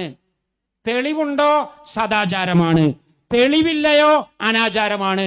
അപ്പൊ സദാചാരത്തിന്റെയും അനാചാരത്തിന്റെയും ഇടയിലുള്ള വേർതിരിവ് മുഹമ്മദ് നബി ചെയ്തോ ഇല്ലയോ എന്നതല്ല, മുഹമ്മദ് നബിയുടെ കാലത്തുണ്ടോ ഇല്ലയോ എന്നതല്ല, പിന്നെയോ തെളിവുണ്ടോ ഇല്ല എന്നതാ. ഉമർ ഇബ്നുൽ ഖത്താബ് റളിയല്ലാഹു അൻഹു തറാവീഹ് നിസ്കാരം എല്ലാ മുസ്ലിമീങ്ങളെയും ഒരുമിച്ച് കൂട്ടിയിട്ട് നടത്തി. മുഹമ്മദ് നബിയുടെ കാലത്തുണ്ടോ? ഇല്ല. എന്നാലും അത് സുന്നത്തല്ലേ? സുന്നത്താണ്. അപ്പൊ മുഹമ്മദ് നബിയുടെ കാലത്തില്ലാത്തത് എങ്ങനെ സുന്നത്തായത്? തെളിവുണ്ട്, ഉണ്ടോ? അപ്പൊ തെളിവുണ്ട്. തെളിവുള്ള ചില സംഗതിയെ കുറിച്ച് ബിദ്അത്ത് എന്ന് പറയാൻ പറ്റുമോ? ഭാഷാപരമായിട്ട് പറ്റും. കാരണം പുതിയതല്ലേ. തറാവീഹ് നിസ്കാരം ഒരു ഇമാമിന്റെ പിന്നിൽ നിസ്കരിക്കുക എന്നുള്ളത് പുതിയ സംഗതിയാ. അന്നലക്ക് ബിദ്അത്തുൻ ഹസനത്ത് എന്നാണ് അപ്പറഞ്ഞതിന്റെ അർത്ഥം. കേരളത്തിലെ സമസ്തക്കാര് പറയുന്നത് പോലെയുള്ള ബിദ്അത്തുൻ ഹസന ഇസ്ലാമിൽ ഇല്ല. ഒരു പണ്ഡിതനും പറഞ്ഞിട്ടില്ല. ഇമാം നവവിയും പറഞ്ഞിട്ടില്ല. ഷാഫി മദ്ഹബിലുമില്ല, ഒരു മദ്ഹബിലുമില്ല. ഞാൻ വെല്ലുവിളിക്കുന്നു, അങ്ങനെയുള്ള ബിദ്അത്തുൻ ഹസന ഉണ്ട് എന്ന് തെളിയിക്കാൻ മൂക്ക് കീപ്പോട്ടായ ഏതെങ്കിലും സമസ്തയുടെ പണ്ഡിതന്മാരുണ്ടെങ്കിൽ 1000 കുതിരശക്തിയിൽ വെല്ലുവിളിക്കുന്നു, തെളിയിക്കാൻ തയ്യാറാവണം. എന്നാൽ ഭാഷയിൽ ഭാഷയിൽ പറയാം. എന്നാൽ സലഫികൾ ഭാഷയിലും പറയില്ല. അത്ര വ്യത്യാസമേ ഉള്ളൂ. സുന്നികളും ഈ ഇവരും തമ്മിലുള്ള വ്യത്യാസം, നിങ്ങൾ ഭാഷയിൽ ബിദ്അത്തുൻ ഹസന എന്ന് പറയും, ഞങ്ങൾ ഭാഷയിൽ പോലും ബിദ്അത്തുൻ ഹസന എന്ന് പറയില്ല. അതൊരു സൂക്ഷ്മതക്ക് വേണ്ടിയാണ്. കാരണം ആ കയറ് പൊട്ടണ്ട. ഒരു കയറ് പൊട്ടിയാൽ ഉണ്ടാവുമല്ലോ, മണിയായിട്ട് അങ്ങോട്ട് പോകും. അപ്പൊ അതുകൊണ്ട് ആ കയറ് പൊട്ടാതിരിക്കാൻ വേണ്ടി അള്ളാഹുവിന്റെ റസൂൽ പറഞ്ഞു, കുല്ലു ബിദ്അത്തിൻ ളലാല. അങ്ങനെ തന്നെ പറഞ്ഞാൽ മതി. പക്ഷേ ആ ഭിന്നതയിൽ സലഫികളും അല്ലാത്തവരും തമ്മിലുള്ള ആ ഭിന്നതയിൽ വലിയ കഴമ്പ് ഇല്ല. നിങ്ങൾ അത് പറഞ്ഞാലും ഞമ്മക്ക് കുഴപ്പമില്ല, നിങ്ങൾ ഇത് പറഞ്ഞാലും ഞമ്മക്ക് കുഴപ്പമില്ല. പക്ഷെ ഒരു കണ്ടീഷൻ ഞങ്ങൾക്കുണ്ട്, ചെയ്യുന്ന കാര്യങ്ങൾക്ക് തെളിവ് വേണം. ചെയ്യുന്ന കാര്യങ്ങൾക്ക് തെളിവ് വേണം. തെളിവില്ലയോ അത് അനാചാരം ആണ്.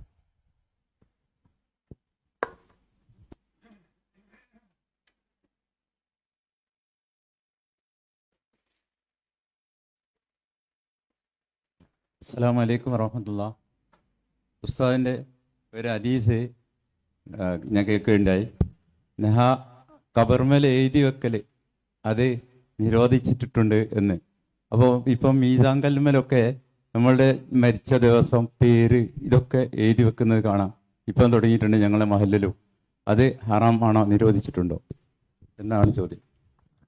അതെ, ഖബറിന്റെ മുകളിൽ എഴുതി വെക്കൽ അനാചാരം ആകുന്നു. നബി സല്ലല്ലാഹു അലൈഹി വസല്ലം തങ്ങൾ വിരോധിച്ച കാര്യം ആണ്. അപ്പൊ ചില ആളുകൾ ചോദിക്കും, അത് നമുക്ക് തിരിച്ചറിയാൻ വേണ്ടിയിട്ടല്ലേ? തിരിച്ചറിയാൻ വേണ്ടിയിട്ട് നമ്മളെ വാപ്പന്റെ ഖബറല്ലേ, നമ്മളെ ഉമ്മാന്റെ ഖബറല്ലേ, അല്ലെങ്കിൽ നമ്മളെ കുടുംബക്കാരെ ഖബറല്ലേ, അപ്പൊ തിരിച്ചറിയാൻ വേണ്ടി. എന്നാൽ നിങ്ങൾ ഈ പറയുന്ന ന്യായം നിങ്ങളുടെ ബുദ്ധിയിൽ ഉദിക്കേണ്ട ന്യായമാണോ, അതല്ല അള്ളാഹുവിന്റെ റസൂലിന് തോന്നേണ്ട ന്യായമാണോ? അള്ളാഹിന്റെ റസൂലിന് തോന്നണ്ടേ? കാരണം ബാപ്പന്റെ ഖബർ തിരിച്ചറിയാന്നുള്ളത് ഒരു പുതിയ ആവശ്യമല്ല. ഭാര്യയുടെയും ഭർത്താവിന്റെയും ഖബർ തിരിച്ചറിയുക എന്നത് നമ്മുടെ കാലത്ത് പൊട്ടിമുളച്ച ആവശ്യമല്ല. മുഹമ്മദ് നബി സല്ലല്ലാഹു അലൈഹി വസല്ലം ഉണ്ടായിരുന്നു ഭാര്യമാര്, അവർക്കും ഉണ്ടായിരുന്നു ഖബർ. അള്ളാഹുവിന്റെ റസൂലിന്റെ മക്കള്, ഒരു കുട്ടിയല്ലാത്ത ബാക്കി എല്ലാ കുട്ടികളും അവിടുത്തെ ജീവിതകാലത്ത് തന്നെ മരണപ്പെട്ടു പോയിട്ടുണ്ട്. 2 ഭാര്യമാർ അവിടുത്തെ ജീവിതകാലത്ത് തന്നെ മരണപ്പെട്ടു പോയിട്ടുണ്ട്. അവരെ ഖബറൊന്നും സിയാറത്ത് ചെയ്യണ്ടേ? അതൊന്നും തിരിച്ചറിയണ്ടേ? അപ്പൊ ഈ ആവശ്യം അള്ളാഹുവിന്റെ റസൂലിന്റെ കാലത്തു തന്നെ ഉള്ള ആവശ്യമാണ്. എന്നാൽ എഴുതാൻ പേനല്ലാത്തോണ്ടാ? അതുമല്ല, എഴുതാനുള്ള പേനയും കിട്ടും, കൊള്ളിക്കഷ്ണവും കിട്ടും, പെയിന്റും കിട്ടും, എഴുതാനുള്ള കല്ലും കിട്ടും. എന്നിട്ടൊന്നും അവർ എഴുതി വച്ചില്ല. അപ്പൊ മാത്രമല്ല, അത് ചെയ്യരുത് എന്ന് പ്രവാചകൻ പറയുകയും ചെയ്തു. അതോടുകൂടി അത് വിലക്കപ്പെട്ട സംഗതിയായി. അപ്പൊ എന്നാല് തിരിച്ചറിയണ്ടേ? തിരിച്ചറിയാൻ എന്തെങ്കിലും അതിന് മറുപടി ഉണ്ട്. തിരിച്ചറിയാൻ വേണ്ടി അള്ളാഹുവിന്റെ റസൂൽ കാണിച്ചു തന്ന ഒരു വഴിയുണ്ടല്ലോ. അള്ളാഹുവിന്റെ റസൂൽ അവിടുത്തെ പ്രിയപ്പെട്ട സഹാബിയായ ഉസ്മാൻ ഇബ്നു മൽഊൻ റളിയല്ലാഹു അൻഹു മദീനയിൽ വെച്ചുകൊണ്ട് റസൂലുള്ള ഹിജ്റ പോയതിന്റെ ശേഷം ആദ്യമായി മരിക്കുന്നത് ഉസ്മാൻ ഇബ്നു മൽഊൻ റളിയല്ലാഹു അൻഹു ആണ്. അവിടുത്തെ ജനാസ ഖബറിൽ കൊണ്ടുപോയി വെച്ച് മറവ് ചെയ്തതിന്റെ ശേഷം അള്ളാഹുവിന്റെ റസൂലാണ് ഒരു കല്ലെടുത്ത് കൊണ്ടുവരാൻ വേണ്ടി പറയുന്നു. ആ കല്ല് കുറച്ച് ഭാരമുള്ള കല്ലായിരുന്നു. സഹാബികൾ എടുത്തിട്ട് പൊന്തുന്നില്ല. അങ്ങനെ മുത്തുനബി സ്വന്തം കുപ്പായത്തിന്റെ കൈ വലിച്ചു കയറ്റിക്കൊണ്ട് സ്വന്തം കൈകൊണ്ട് ആ പാറയുടെ കല്ല് കൊണ്ടുവന്ന് ഉസ്മാൻ ഇബ്നു മൽഊൻ റളിയല്ലാഹു അൻഹുവിന്റെ ഖബറിന്റെ തലഭാഗത്ത് വെക്കുന്നു. എന്നിട്ട് എന്താ പറഞ്ഞത്? ഇത് ഞാൻ ഇവിടെ വെക്കുന്നത് ഒരു അടയാളം എന്ന നിലക്കാണ്. ഇനി ഉസ്മാന്റെ കുടുംബത്തിൽ നിന്ന് ആരെങ്കിലും മരിച്ചാൽ തൊട്ടടുത്ത് മറവ് ചെയ്യാം എന്ന് പറഞ്ഞുകൊണ്ട് ഒരു അടയാളമായിക്കൊണ്ട് മുഹമ്മദ് നബി കാണിച്ചു കൊടുത്തിട്ടുള്ളത് ഒരു കല്ലാണ്. ഒരു കല്ല് തലയുടെ ഭാഗത്ത്. പറയുമ്പോ ഒക്കെ പറയും, ഞാനിത് ആർക്കും ഇഷ്ടപ്പെടോ ഇല്ലേ, മറ്റവർക്ക് ഇഷ്ടപ്പെടോ ഇല്ലേ, നാട്ടിലാരെങ്കിലും എന്താ പറയോ, അതെല്ലാം കൂടി ഇപ്പൊ നോക്കാൻ പറ്റൂലല്ലോ. നാളെയും ഇവിടെ പരിപാടിക്ക് വരണമെന്നൊന്നും ഞാൻ കോൺട്രാക്ട് എടുത്തിട്ടില്ല. അപ്പോ തലയുടെ ഭാഗത്ത് ഒരു കല്ല് വെക്കണം. നിങ്ങൾ നോക്കി, ഷാഫി മദ്ഹബിൽ തന്നെ, ഞാൻ ഷാഫി മദ്ഹബുകാരനാണ്, ഷാഫി മദ്ഹബിലെ തന്നെ കിതാബിൽ തുഹ്ഫത്തുൽ മുഹ്താജിൽ ഇബ്നു അജൽ ഹൈതമി പറഞ്ഞു, തലയുടെ ഭാഗത്ത് ഒരു കല്ല് വെക്കണം. അതാണ് മുത്തുനബിയുടെ സുന്നത്ത്. ലിൽ ഇത്തിബായി എന്ന് പറഞ്ഞത്. ലിൽ ഇത്തിബായി എന്ന് പറഞ്ഞാൽ എന്താ? അള്ളാഹുവിന്റെ റസൂൽ കാട്ടിത്തന്നത് അങ്ങനെയാ. മാത്രല്ല, എന്നിട്ട് അതിന്റെ അടിയിൽ എഴുതി കൊടുക്കുന്നു. ശേഷം ഇബ്നു അജൽ ഹൈതമി എഴുതി കൊടുക്കുന്നു, കാലിന്റെ ഭാഗത്ത് കല്ല് വെക്കണം എന്ന് ചില ആൾക്കാർ പറഞ്ഞിട്ടുണ്ട്. ആര്? നമ്മളെ കൂട്ടത്തിൽപ്പെട്ട ആൾക്കാരും തെറ്റു പറയും. സുന്നി എന്ന് പറഞ്ഞാൽ എല്ലാവരും അമ്പിയാക്കന്മാരെന്നല്ല. അങ്ങനെയുണ്ട് ചില ആൾക്കാർ. സലഫി ആയ പിന്നെ ഒക്കെ ഓക്കെയാണ്. അങ്ങനെയൊന്നുമില്ല. എന്താ പള്ളു പറയുന്നതിന്? സലഫികൾക്കും പറ്റും വിക്രസ്, സലഫികൾക്കും പറ്റും പെശക്. അത് തിരുത്താനുള്ളത് തന്നെയാ. സലഫി ആവുമ്പോ മാർക്കിട്ട് കൊടുക്കല. അപ്പോ ഷാഫി മദ്ഹബുകാരനായ പണ്ഡിതൻ പറഞ്ഞു, നമ്മളെ മദ്ഹബിലെ ചില ആൾക്കാർ പറഞ്ഞിട്ടുണ്ട് കാലിന്റെ ഭാഗത്തും കല്ല് വെക്കണമെന്ന്. അത് ശരിയല്ല. കാരണം മുഹമ്മദ് നബി കാട്ടി തന്നിട്ടില്ല എന്ന കാരണം പറഞ്ഞത്. കാരണം എന്താ പറഞ്ഞത്? മുഹമ്മദ് നബി കാട്ടി തന്നിട്ടില്ല. നല്ല ബിദ്അത്താണ്, കാലിന്റെ അവിടെയും കൂടി വെക്കണം, അപ്പോഴല്ലേ ഖബറിന്റെ നീളം മനസ്സിലാവുള്ളൂ എന്നൊന്നും പറഞ്ഞിട്ടില്ല. സംഗതി അതും ഒരു ന്യായം തന്നെയാണല്ലോ. കാരണം 1.5 മീറ്റർ നീളമുള്ള ഖബറുണ്ടാവും, 1 മീറ്റർ നീളമുള്ള ഖബറുണ്ടാവും. അപ്പൊ ഖബറിന്റെ നീളം മനസ്സിലാകാൻ കാലിന്റെ അവിടെ ഒരു കല്ല് വെക്കണം എന്നുള്ളത് ലോജിക്കാണ്. പക്ഷേ അള്ളാഹുവിന്റെ റസൂലിന്റെ സുന്നത്തിന്റെ മുമ്പിൽ നിങ്ങളുടെ തലച്ചോറിന് സ്ഥാനമില്ല എന്ന് ഇബ്നു അജൽ ഹൈതമി പ്രഖ്യാപിക്കുന്നത്. അദ്ദേഹം നിങ്ങളുടെ ഭാഷയിൽ നിങ്ങളുടെ ആളാണ്, പക്ഷെ അദ്ദേഹത്തെയും നിങ്ങൾ ചവറ്റുകൊട്ടയിലേക്ക് വലിച്ചെറിഞ്ഞു. അപ്പോ അറിയാൻ വേണ്ടിയുള്ള അടയാളം മുഹമ്മദ് നബി പഠിപ്പിച്ചിട്ടുണ്ട്. അന്നേ ഉള്ള ആവശ്യമാണ്. അതിന്റെ അടയാളത്തിന്റെ രീതി കല്ല് വെക്കല, വേറെ രീതിയൊന്നുമില്ല. ആ കല്ല് ഞമ്മക്കുമ്പൊക്കെ ഇന്നും നിങ്ങൾ പോയി നോക്കി, യഥാർത്ഥ തൗഹീദും സുന്നത്തും നിലനിൽക്കുന്ന അറബ് രാജ്യങ്ങളിൽ പോയി നോക്കൂ. ബഖീ ഉൽ ഖർഖദ്, പരിശുദ്ധ മദീനയിലെ ബഖീ ഉൽ ഖർഖദിലെ ഖബറിൽ ഖബറുകൾ പോയി നോക്കൂ. ഒരു കല്ലുണ്ടാവും തലന്റെ ഭാഗത്ത്, കാലിന്റെ ഭാഗത്ത് വളരെ അപൂർവം ചില ഖബറുകൾ മാത്രമേ കല്ല് കാണലുള്ളൂ. അത് ഏതെങ്കിലും കുടുംബക്കാർ കൊണ്ടുപോയി വെക്കുന്നതായിരിക്കും. സുന്നത്ത് ജമാഅത്ത് എന്താണ് എന്ന് ശരിക്കും അറിയാത്തവർ അവിടെ ഉണ്ടാവുമല്ലോ, അവർ തലമലും ഒന്ന് വെക്കും, കാലുമലും ഒന്ന് വെക്കും. എന്നാൽ നല്ല വിവരവും പാണ്ഡിത്യവും ഉള്ളവർ തലയുടെ ഭാഗത്ത് ഒരു കല്ല് വെക്കും. അതാണ് ഷാഫി മദ്ഹബ്, അതാണ് സലഫിയത്ത്. ഷാഫി മദ്ഹബ് എന്ന് പറഞ്ഞാൽ സലഫി മദ്ഹബാ. എന്താ സംശയം? അതിൽ കാറ്റിക്കൂട്ടിയതൊക്കെ അത് നിങ്ങൾ അങ്ങോട്ട് എടുത്തു കൊണ്ടുപോയാൽ മതി. 4 മദ്ഹബുകളും അഹ്ലുസുന്നയുടെ മദ്ഹബാ. ഹനഫി മദ്ഹബും മാലിക്കി മദ്ഹബും ഷാഫി മദ്ഹബും ഹംബലി മദ്ഹബും അഹ്ലുസുന്നയുടെ മദ്ഹബാ. അപ്പറഞ്ഞതിന്റെ അർത്ഥം കിതാബിന്റെ ഉള്ളിലുള്ളത് മുഴുവനും ഞമ്മക്ക് എടുക്കാനുള്ളതാണ് എന്നല്ല അതിന്റെ അർത്ഥം. പിന്നെയോ പ്രമാണങ്ങളുടെ വെളിച്ചത്തിൽ ഇമാം ഷാഫി റഹിമഹുല്ല പറഞ്ഞ നിയമാവലിയുടെ വെളിച്ചത്തിൽ സ്വീകരിക്കേണ്ടതിനെ സ്വീകരിക്കണം, അതിനെ ഷാഫി മദ്ഹബായിട്ട് പരിഗണിക്കും. തള്ളേണ്ടതിനെ തള്ളണം, അതിനെ ഷാഫി മദ്ഹബായിട്ട് പരിഗണിക്കൂല. അതിനെ ഷാഫി മദ്ഹബായി വെച്ചുകെട്ടുന്നത് ഇമാം ഷാഫി റഹിമഹുല്ലയോട് നിങ്ങൾ കാണിക്കുന്ന പരാക്രമാണ്. അതിന് ഇമാം ഷാഫി ഉത്തരവാദിയല്ല. അത് എല്ലാരെ കുറിച്ചും പറയാനുള്ളത് അങ്ങനെ തന്നെയാണ്. സലഫി പണ്ഡിതന്മാരെ കുറിച്ചും പറയാനുള്ളത് അങ്ങനെ തന്നെയാണ്. സലഫി പണ്ഡിതന്മാർ ഇങ്ങനെ ആകാശത്തു നിന്ന് ഇറങ്ങി വന്നവരൊന്നുമല്ല, അവർ മനുഷ്യന്മാരാണ്. കുല്ലുൻ യുഖദു മിൻഹു വയുറദ്ദു അലൈഹി. ഈ സംസാരിക്കുന്ന ഞാനും മനുഷ്യനാണ്. ഞാനും സംസാരിച്ചപ്പോ എന്തെങ്കിലും സ്ഖലിതങ്ങൾ ഉണ്ടായിട്ടുണ്ടാകും. അത് എന്നെക്കാളും അറിയുന്ന വേറൊരാള്, അല്ലെങ്കിൽ എന്റെ അത്ര അറിയാത്ത വേറൊരാള് ഒക്കെ ഉണ്ടാകും. എന്റെ താഴെയുള്ളവനായിരിക്കും ചിലപ്പോൾ എന്നെ പഠിപ്പിക്കുന്നത്, ചിലപ്പോൾ എന്റെ മേലെയുള്ളവനായിരിക്കും. അത് സ്വീകരിക്കാൻ സന്നദ്ധത കാണിക്കണം, അവനാ സലഫി. സലഫി അല്ലാത്തവനും നമ്മളെ വ്യത്യാസം എന്താ പറയുന്നത്? ഈ ഒരു വ്യത്യാസമാണ്. ഏത് വ്യത്യാസം? 2 കൂട്ടർക്കും തെറ്റുപറ്റും. സുന്നികൾക്കും തെറ്റുപറ്റും, പുത്തൻവാദികൾക്കും തെറ്റുപറ്റും. സുന്നികളുടെ തെറ്റ് ബോധ്യപ്പെട്ടാൽ അവർ തിരുത്തും, പുത്തൻവാദികളുടെ തെറ്റ് ബോധ്യപ്പെട്ടാൽ അവർ തിരുത്തൂല. അതാ വ്യത്യാസം. ഞാൻ തുറന്നു പറയുന്നു, നമ്മൾ പഴയ കാലത്ത് പലതും പറഞ്ഞിരുന്നു, അത് ബോധ്യപ്പെട്ടു, പിന്നെ തിരുത്തി. ഇനിയും ചിലപ്പോ പുതിയ ബോധ്യങ്ങൾ വന്നാൽ തിരുത്തും, അത് പിന്നെ പറയേണ്ട കാര്യമാണ്, ഇപ്പൊ ചോദിക്കേണ്ട ആവശ്യമില്ലല്ലോ.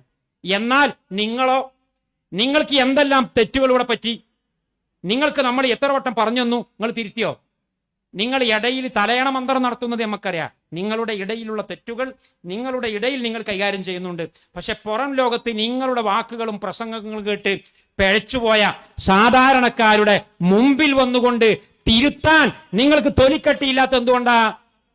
നിങ്ങളെ ഇമേജ് പോകും, നിങ്ങളെ കസേര തെറിച്ചു പോകും, നിങ്ങൾക്ക് വിവരമില്ല എന്ന് ആൾക്കാർ പറയും. ഈഗോ പ്രശ്നമാണ്. അപ്പോ നമ്മളും നമ്മളല്ലാത്തവരും നമ്മളുടെ വ്യത്യാസം ഇത്രേ ഉള്ളൂ. നമ്മൾ ആരും മാസൂമിങ്ങളല്ല. പക്ഷേ ഞങ്ങൾ ചെയ്തു പോയ, പറഞ്ഞു പോയ, സംഭവിച്ചു പോയ തെറ്റിനെ തിരുത്താൻ ധൈര്യമുള്ളവരാണ്. നിങ്ങൾ ബോധ്യപ്പെട്ട തെറ്റ് തിരുത്താൻ ധൈര്യമില്ലാത്ത ഭീരുക്കളാണ്. ഇതാ വ്യത്യാസം. ചില ആൾക്കാർ പറയും, പണ്ട് സലഫികൾ അത് പറഞ്ഞില്ലേ, പണ്ട് മൗലൂദ് ഓതാൻ പറ്റും എന്ന് പറഞ്ഞില്ലേ, നിങ്ങളെ മറ്റേ ബുക്കിൽ ഇത് വന്നില്ലേ, ആയിക്കോട്ടെ ഉണ്ടായിക്കോട്ടെ, അത് നമ്മൾ തിരുത്തുന്നു. അപ്പറഞ്ഞവർക്ക് തെറ്റി. പ്രമാണങ്ങളിലേക്ക് മടങ്ങണമെന്ന സലഫിയത്തിന്റെ അസ്ല്. അൽ കിതാബു വസ്സുന്ന ഫീ ഫഹ്മി സലഫിൽ ഉമ്മ. ഉമ്മത്തിന്റെ സലഫ് മനസ്സിലാക്കിയതുപോലെ ഖുർആനും സുന്നത്തും മനസ്സിലാക്കണം. ഈ പ്രമാണമാണ് സലഫികളുടെ പ്രമാണം. ഈ പ്രമാണത്തിൽ നിൽക്കുന്നവനാ സലഫി. അതുകൊണ്ട് തന്നെ ഈ പ്രമാണം മുറുകെ പിടിക്കുന്ന ഒരു സലഫിക്ക് എന്തെങ്കിലും വാക്കിൽ പെശക് വന്നാൽ നേരെ പ്രമാണത്തിലേക്ക് മടങ്ങണം. അത് ജീവിച്ചിരിക്കുന്ന ഞാനാണെങ്കിലും മടങ്ങണം, മരിച്ചു പോയതിന്റെ ശേഷം എൻ്റെ ശിഷ്യന്മാരത് മടക്കണം, എൻ്റെ കൂട്ടുകാരത് മടക്കണം. അതാണ് എന്നോട് കാണിക്കുന്ന കാരുണ്യം. അല്ല മരിച്ചുപോയ ഉസ്താദിന്റെ എല്ലാ തെറ്റുകളും നമ്മൾ ശരിവെക്കണം എന്ന് പറഞ്ഞാൽ അത് നടക്കൂല, അത് ശരിയല്ല. അത് ഉസ്താദിനോട് കാണിക്കുന്ന അപമര്യാദയാണ്.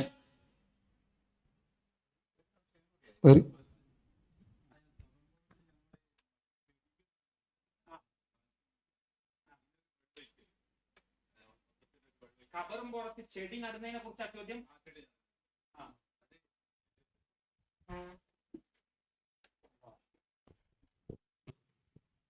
ഇനി ആരും ചോദിക്കരുത് കേട്ടോ, അവസാനത്തെ ചോദ്യം.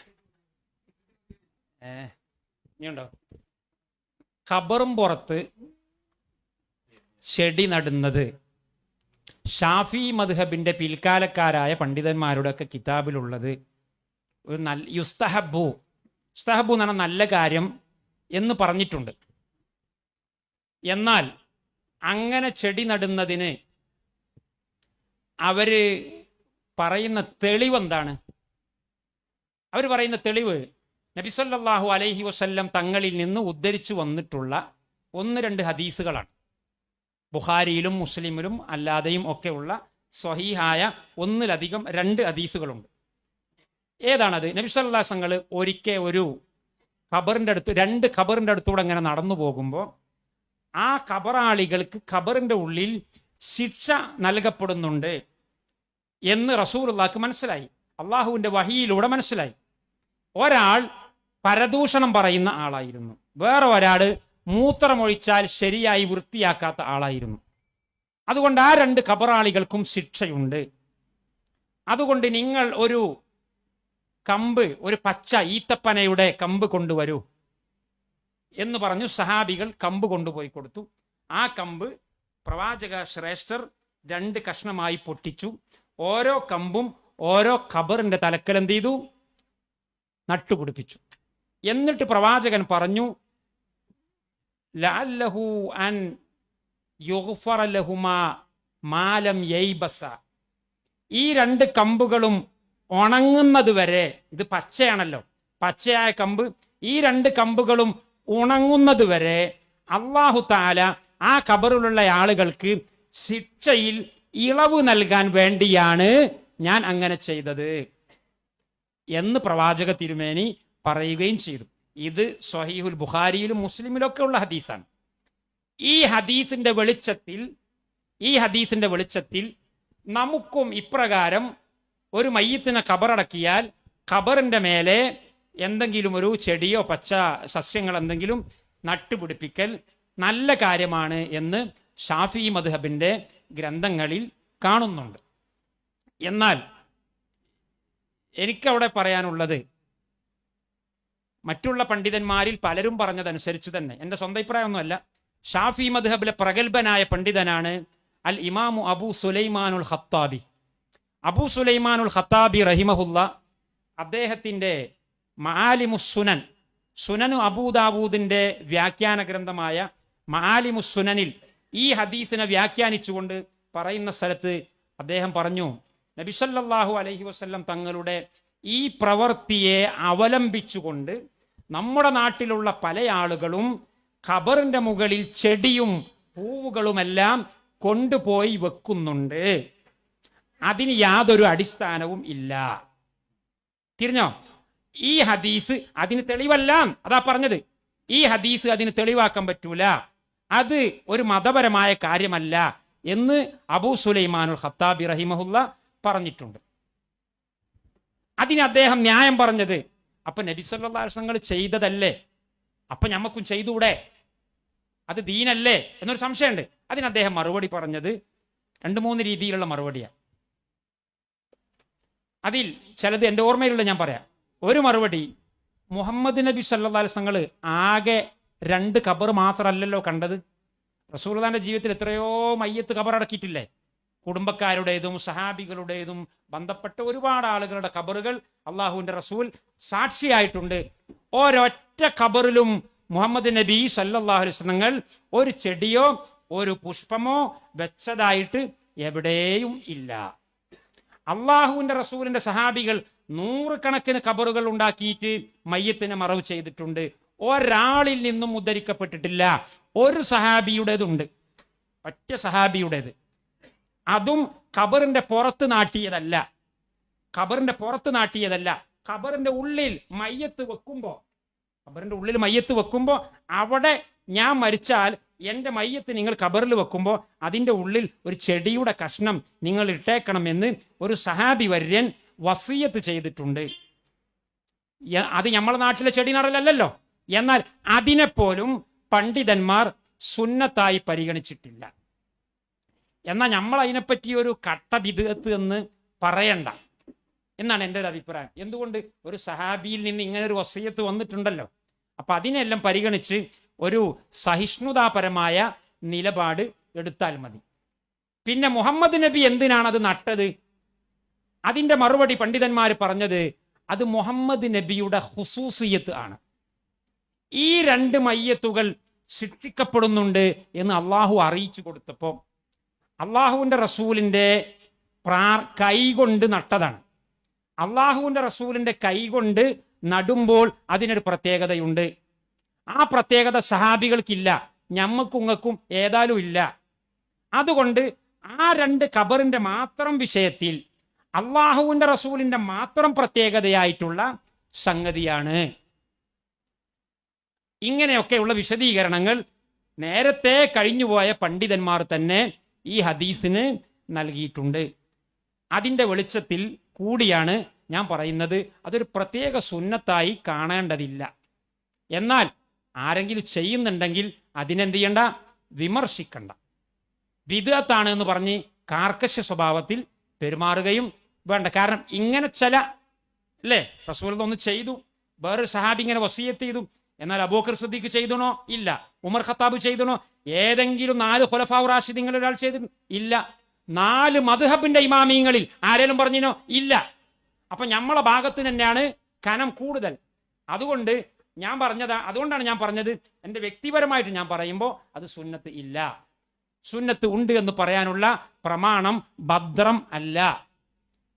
ഇനി ഇപ്പൊ ഞാൻ പറഞ്ഞത് സ്വീകരിക്കുന്ന ആളുകൾക്ക് സ്വീകരിക്കാം, സ്വീകരിക്കാത്ത ആൾക്കാരുണ്ടാവും. ഓൾ സ്വീകരിക്കണ്ട, എനിക്ക് ഓരോട് പ്രത്യേക വെറുപ്പോ വിരോധോ, ഓൻ പേച്ചോനാണ്, ഓൻ പുത്തൻവാദിയാണ് എന്ന അഭിപ്രായമില്ല. എന്നാൽ ഖബറിങ്ങനെ എഴുതി വെക്കുന്നതും ഖബർ കെട്ടിപ്പൊക്കലും അങ്ങനെയല്ല, അത് രണ്ടും രണ്ടാണ്. ഒരു അവസാനത്തെ ചോദ്യം അല്ലേ, ലാസ്റ്റ് ചോദ്യം. ഞങ്ങൾ ഇവിടെ ഈ നാട്ടിലൊക്കെ മരിച്ചാൽ ആൾക്കാർ മരിച്ചിരിക്കുകയാണെങ്കിൽ മെയ്ക്കും സെറ്റും ഒക്കെ കൊണ്ടുവരും. ഞാൻ മനസ്സിലാക്കുന്നത് നമ്മളെ പഠിച്ചവനോട് നല്ല പറഞ്ഞാലും പഠിച്ചവൻ കേൾക്കൂ, ഇവരെ പഠിച്ചവനെ വലിയ ചെവിടൊന്നും കേൾക്കലാന്ന് തോന്നിയിട്ട് അങ്ങനെ വലിയ കൊണ്ടുവരുന്ന.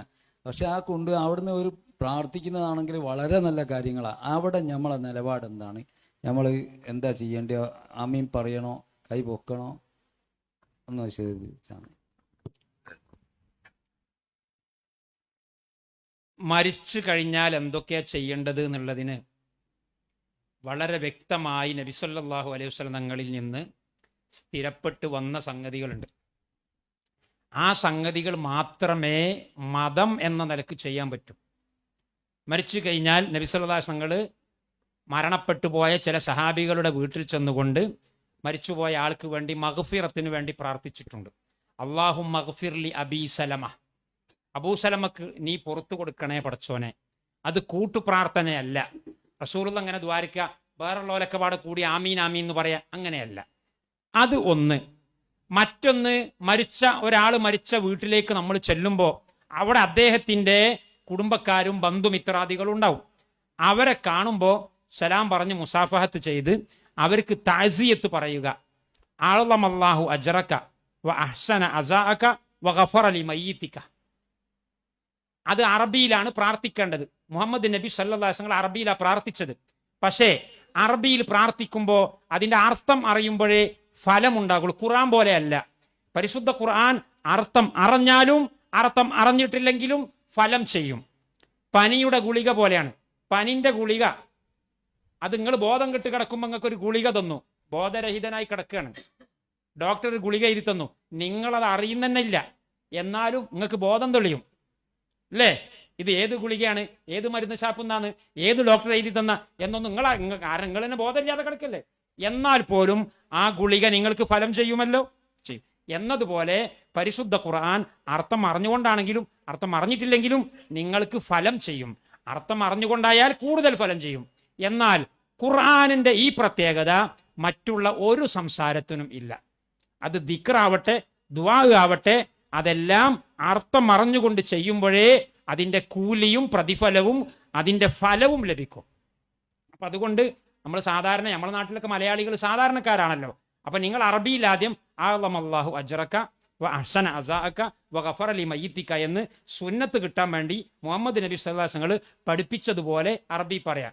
എന്നിട്ട് ഓനോട് മലയാളത്തിൽ അതിൻ്റെ ഒരു പരിഭാഷയും, അള്ളാഹു നിനക്ക് വലിയ കൂലി തരട്ടെ, നിന്റെ താസിയത്ത് അള്ളാഹു നന്നാക്കി തരട്ടെ, നിന്റെ മരിച്ചുപോയ വാപ്പക്ക് അല്ലെങ്കിൽ ഉമ്മക്ക് അല്ലെങ്കിൽ ഈ മയ്യത്തിന് അള്ളാഹു പുറത്തു കൊടുക്കട്ടെ എന്നതിന്റെ മലയാളം കൂടി പറഞ്ഞാൽ, അപ്പോൾ അതിനൊരു ആമീനും പറഞ്ഞാൽ പറയുന്ന നിങ്ങൾക്കും കൂലി റെഡിയായി, കേൾക്കുന്ന അദ്ദേഹത്തിനും കൂലി റെഡിയായി. ഇതാണ് ആ വീട്ടിൽ ചെയ്യാനുള്ളത്. എന്നാൽ പിന്നെ വേറെ വല്ലതും അവിടെ ചെയ്യാൻ പറ്റുമോ? വേറെ ചെയ്യുന്നതിന് എന്താ കുഴപ്പം? അവിടെ നമ്മളിങ്ങനെ കുന്തം പോലെ ഇരിക്കുന്ന സമയത്ത് 10 സലാത്ത് ചെല്ലുന്നതിന് എന്താ കുഴപ്പമൊന്നുമില്ല. ഏത് മരിച്ച വീട്ടിൽ സലാത്ത് ചെല്ലലല്ല. ഞാനിപ്പോ ബസ് കയറി കോഴിക്കോട് പോകുമ്പോ വെറുതെ ഇരിക്കല്ലേ, എന്റെ കയ്യിൽ മുസാഫ് ഉണ്ട്, അല്ലെ മൊബൈൽ തുറന്നിട്ട് കോഴിക്കോട് എത്തുന്നത് വരെ വേറെ പണിയൊന്നുമില്ല. അപ്പോൾ സൂറത്തുൽ ബഖറ ഓതി തീർക്കുന്നതിന് കൂലിയുണ്ട്. അല്ലെങ്കിൽ വേറെ എന്തെങ്കിലും നല്ല കാര്യം, അല്ലെങ്കിൽ ഒരു കിതാബ് എടുത്ത് നോക്കുന്നു, സ്വഹീഹുൽ ബുഖാരി എടുത്ത് നോക്കുന്നു, അതിനൊന്നും ഒരു കുഴപ്പവുമില്ല. അല്ലെങ്കിൽ 4 ആളുകൾക്ക് ഇൽമു പറഞ്ഞു കൊടുക്കുന്നു. പക്ഷേ ദുന്യവിയായ സംസാരമൊന്നും നടത്തുന്നത് നല്ലതല്ല. ഭൗതിക സംസാരങ്ങളൊന്നും നടത്താതെ നല്ല എന്തെങ്കിലും കാര്യങ്ങൾ കൊണ്ട് ജോലിയാകുന്നതിന് കുഴപ്പമില്ല. പക്ഷെ ഒരു കാര്യം കൂടി ഞാൻ പറയുന്നു. അതെന്താ? നമ്മളെ നാട്ടിൽ ഇപ്പൊ നടപ്പുള്ള ഒരു രീതിയുണ്ട്. ആ രീതി ബിദ്അത്തിന്റെ രീതിയാണ്. മൈക്ക് കൊണ്ടുവരിക, ലൗഡ് സ്പീക്കർ കൊണ്ടുവരിക, ക്യാബിൻ കൊണ്ടുവരിക, എന്നിട്ട് ഇടതടവില്ലാതെ ഓരോ പണ്ഡിത വേഷധാരികളായ ആളുകൾ ഇങ്ങനെ വരും, ഓരിങ്ങനെ പാസ്സാക്കും. അതിനെല്ലാവരും നിർബന്ധിതരായിട്ട് കൈവന്തിച്ച് ആമീൻ പറയേണ്ട ഒരു ഗതിയാണ് നമ്മുടെ നാട്ടിലെ സാഹചര്യം. ഞാൻ ആദ്യം പറഞ്ഞത് മസ്അലയാണ്, ഇപ്പൊ പറയുന്നത് ഫത്വയാണ്. രണ്ടും വ്യത്യാസമുണ്ട്. മസ്അല പറയുമ്പോൾ നാടും വീടും കുടുംബവും കാലം ഒന്നും പറയില്ല. മരിച്ച വീട്ടിൽ ഖുർആൻ ഓതാൻ പറ്റുമോ എന്ന് ചോദിച്ചാൽ ഞാൻ പറയും ആന്ന് പറയും, അത് മസ്അലയാണ്. എന്നാൽ കേരളത്തിലെ സാഹചര്യം വെച്ചുകൊണ്ട് ചോദിച്ചാൽ ഞാൻ പറയും പറ്റൂലെന്ന്. കാരണം എന്താ? ഖുറാഫികൾ ചെയ്യുന്ന പണിയാണ്. അതുപോലെ ഇങ്ങനെ വട്ടം കൂടി എന്നിട്ട് ഇങ്ങനെ പരിപാടി നടത്തുമ്പോൾ അതിൻ്റെ ഇടയിൽ പോയി നമ്മളും കൂടി പോണ വണ്ടിക്ക് ഒരു ഉണ്ട് എന്ന് പറഞ്ഞാൽ നമ്മളെ അവർ വരവ് വെക്കും, അവരെ പട്ടികയിൽ എഴുതും. അപ്പൊ അതുകൊണ്ട് മൻ കസ്സറ സവാദ ഖൗമിൻ ഫഹുവ മിൻഹും, ഒരു വിഭാഗത്തിന് ആളെ കൂട്ടാൻ പോയാൽ അവനും ആ വിഭാഗത്തിൽപ്പെട്ടവനാണ്. അതുകൊണ്ട് ചെയ്യാൻ പാടില്ല. എന്നാൽ നേർക്ക് നേരെ മരിച്ച വീട്ടിൽ പോയിരുന്നിട്ട് യാസീൻ ഓതാൻ പറ്റുമോ എന്ന് ചോദിച്ചാൽ പറ്റുമെന്ന് തന്നെയാണ് ഉത്തരം. അത് മതപരമായ നിലക്ക് അല്ല. മറ്റുള്ള സ്ഥലത്ത് നിന്ന് യാസീൻ ഓതിക്കൂടെ, അടുക്കളയിൽ നിന്ന് യാസീൻ ഓതിക്കൂടെ, ബെഡ്റൂമിൽ നിന്ന് യാസീൻ ഓതിക്കൂടെ, സീറ്റ് ഔട്ടിൽ ഇരുന്ന് ഓതിക്കൂടെ, ബസ്സിലിരുന്ന് ഓതിക്കൂടെ, എന്ന മരിച്ച വീട്ടിൽ ഓതാ. ആ നിലക്ക് അല്ലാതെ ഒരു പ്രത്യേകവൽക്കരണവും ഇല്ല. എന്നാൽ നമ്മുടെ നാട്ടിലുള്ള യാസീനോത്ത് പ്രത്യേകവൽകൃത യാസീനാണ്. പ്രത്യേകവൽകൃത യാസീൻ പാടില്ലാത്തതാണ്. അത് ചെയ്യുന്നവർ ചെയ്യാൻ പാടില്ല. അതിൽ പങ്കെടുത്തുകൊണ്ട് സഹകരിക്കാനും പാടില്ല. അപ്പൊ ആ നിലക്ക് നമ്മളിപ്പം എന്താ ചെയ്യുക? നമ്മൾ ഏതെങ്കിലും ഒരു മൂലക്കൽ മാറിയിരിക്കുക. നമുക്ക് ഏതായാലും ഒരു കാമണിക്കൂർ അവിടെ നിൽക്കണം, മയ്യത്തെടുക്കുന്നത് വരെ അവിടെ ഇരിക്കണം. എങ്കിൽ നമ്മൾ അവിടെ ഒരു മൂലയിലേക്ക് ശാന്തരായി മാറിയിരുന്ന് നമുക്ക് വേണ്ടിയിട്ടോ നമ്മുടെ മാതാപിതാക്കൾക്ക് വേണ്ടിയിട്ടോ മരിച്ച മയ്യത്തിന് വേണ്ടിയിട്ടോ പ്രാർത്ഥിക്കാം. മലയാളത്തിൽ പ്രാർത്ഥിക്കാം, പരിശുദ്ധ ഖുർആൻ ഓതാം. പക്ഷേ മറ്റേ കമ്പനിയിൽ ഞാൻ മെമ്പറാണ് എന്നെന്ത് ചെയ്യരുത്, തോന്നിപ്പിക്കരുത്. അവിടെയും നമ്മൾ കുറച്ചൊക്കെ ഒരു സഹിഷ്ണുത പാലിക്കാം. സഹിഷ്ണുത എന്ന് പറഞ്ഞാൽ ഇവർ സാധുക്കളാണ്, പല ആളുകളും നിർബന്ധിതരായിട്ട് ചെയ്യുന്നതാണ്.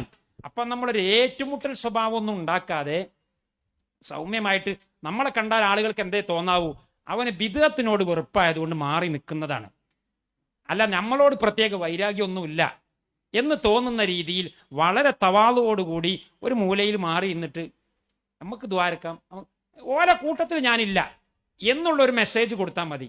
എന്നാൽ ഞാൻ നിങ്ങളുമായിട്ട് യുദ്ധത്തിലാണ്, ഞാൻ നിങ്ങളും തമ്മിൽ ഇപ്പൊ പ്രശ്നമാണ് എന്ന രീതിയിൽ ഒരു എന്ത് വേണ്ട ഒരു നമ്മുടെ ഇടയിലുള്ള ഒരു പാലമുണ്ടല്ലോ, അങ്ങോട്ടും ഇങ്ങോട്ടും സംവദിക്കാനുള്ള ഒരു പാലം തകർത്ത് കളയാത്ത രീതിയിൽ നമുക്ക് മുന്നോട്ട് പോകലാണ് ഇത്തരം വിഷയങ്ങളിലൊക്കെ നല്ലത്.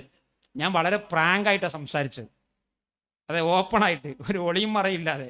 ഇത് നിങ്ങളും കേൾക്കുന്നുണ്ട്, പുറത്തുള്ള ആളുകളും കേൾക്കുന്നുണ്ട്. കാരണം ഞാൻ അങ്ങനെ സംസാരിക്കാൻ കാരണം എനിക്ക് പറയാനുള്ളതൊക്കെ പരസ്യമാണ്, നമുക്ക് സ്വകാര്യമൊന്നുമില്ല. മറച്ചു വെച്ച് മൂടി വെച്ച് ആരെങ്കിലും കേൾക്കുന്നുണ്ടോ കാണുന്നുണ്ടോ എന്ന് നോക്കിയിട്ട് സംസാരിക്കേണ്ട ഒരു ശൈലി ഇല്ലാത്തതുകൊണ്ട് പറയാനുള്ളതൊക്കെ അതേപോലെ പറഞ്ഞതാ. അവസാനത്തെ ചോദ്യം, ഇപ്പോൾ നബിദിനാഘോഷമായിട്ട് ബന്ധപ്പെട്ട് ചോദിക്കുന്ന സമയത്ത് ഇവർ പറയുന്ന ഒരു കാര്യമാണ്, ഇപ്പം നേരത്തെ പറഞ്ഞ പോലെ മദ്രസ പ്രസ്ഥാനം തുടങ്ങിയത് അത് റസൂലുള്ളാഹി സ്വല്ലല്ലാഹു അലൈഹി വസല്ലമയുടെ കാലത്തുണ്ടോ, അത് പുതിയൊരു ബിദ്അത്തല്ലേ? അപ്പോൾ അത് നല്ല ബിദ്അത്തല്ലേ? അതുപോലെ ഈ മയ്യത്ത് മറമാടി കഴിഞ്ഞാൽ നമ്മൾ ചെല്ലുന്ന തസ്ബീഹ് അത് റസൂലുള്ളാഹി പഠിപ്പിച്ചതല്ലല്ലോ, അതാര് പഠിപ്പിച്ചു? അപ്പോൾ ആ രീതിയിലുള്ള 1-2 കാര്യങ്ങളാണ് സംശയത്തിൽ പറയാനുള്ളത്. അത് റസൂലുള്ളാഹിന്റെ കാലത്തുള്ളതാണോ മദ്രസ പ്രസ്ഥാനം എന്നുള്ള അതൊന്ന് വിശദീകരിച്ചാൽ. ഓക്കെ, മദ്രസ പ്രസ്ഥാനം റസൂലുള്ളാഹിന്റെ കാലത്തുണ്ട്. പക്ഷെ നിങ്ങളിപ്പോൾ ഈ പറയുന്നത് പോലെ 2 നിലയുള്ള കോൺക്രീറ്റ് ബിൽഡിംഗ് ഒന്നും ഇല്ല എന്ന് മാത്രമേ ഉള്ളൂ. അത് കോൺക്രീറ്റ് വീടുമില്ലല്ലോ, മദ്രസ മാത്രമല്ലല്ലോ. താമസിക്കുന്ന വീട് റസൂലുള്ളാഹിന്റെ കാലത്തുണ്ടോ? ഉണ്ട്. എന്നാൽ മദ്രസയുണ്ട്. അത് പള്ളിൻ്റെ ഉള്ളിലായിരുന്നു. പള്ളിൻ്റെ ഉള്ളിൽ റസൂലുള്ളാഹി ഖുർആൻ പറഞ്ഞു കൊടുത്തിട്ടില്ലേ? ഹദീസ് പറഞ്ഞു കൊടുത്തിട്ടില്ലേ? ചോദ്യമില്ലേ, ഉത്തരയില്ലേ, സംവാദങ്ങളില്ലേ? അതൊക്കെ തന്നെയല്ലേ മദ്രസ നടക്കുന്നത്. അപ്പം മദ്രസയുണ്ട്. പിന്നെ തസ്ബീത്ത് അള്ളാഹുവിൻ്റെ റസൂല് കൽപ്പിച്ചിട്ടുള്ള ഒരു പുണ്യകർമ്മമാണ്. സലുല്ലാഹ ലഹു തസ്ബീത്ത്, അബൂദാവൂദ് തിർമുദിയൊക്കെ ഉദ്ധരിച്ച സ്വഹീഹായ ഹദീസ്. നിങ്ങളുടെ സഹോദരൻ ഇപ്പോൾ ഖബറിൽ ചോദ്യം ചെയ്യപ്പെടുകയാണ്, അതുകൊണ്ട് സലുല്ലാഹ ലഹു അ തസ്ബീത്ത, അദ്ദേഹത്തിന് നിങ്ങൾ തസ്ബീത്തിനെ ചോദിക്കണം. അപ്പൊ അതിനടിസ്ഥാനമുണ്ട്. അത് ഇങ്ങനെ ചോദിക്കാവൂ, അങ്ങനെ ചോദിക്കരുത് എന്ന് പറഞ്ഞിട്ടില്ലല്ലോ. അപ്പൊ അതുകൊണ്ട് അല്ലാഹുമ്മ സബ്ബിത്തുഹു ഇൻദ സുആൽ, അല്ലാഹുമ്മ അൽഹിംഹുൽ ജവാബ്, അല്ലാഹുമ്മ ജാഫിൽ ഖബറാൻ ജംബൈഹി, അല്ലാഹുമ്മഗ്ഫിർ ലഹു വർഹമു. എല്ലാവർക്കും എളുപ്പമുള്ള ഒരു രീതിയാണ്. അപ്പൊ ഞാൻ നേരത്തെ പറഞ്ഞത് അവിടെ വരും. ഏത്? പ്രാർത്ഥനകൾക്കും ദിക്റുകൾക്കും ഒക്കെ അർത്ഥം പഠിക്കണം. അപ്പോഴേ അതിന്റെ യഥാർത്ഥ കൂലിയിട്ടുള്ളൂ.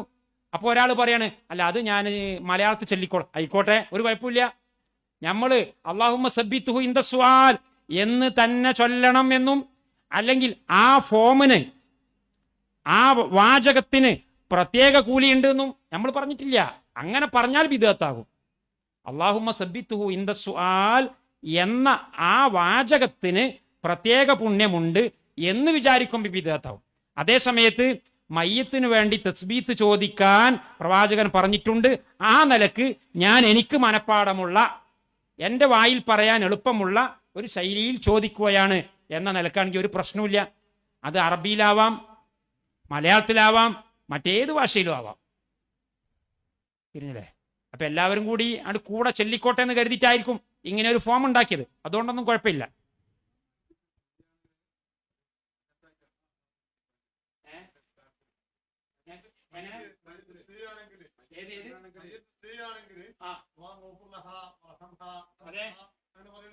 അതെ പറയാം. നമ്മൾ മയ്യത്ത് നിസ്കാരത്തിൽ അങ്ങനെ തന്നെയാണ് പറയാം.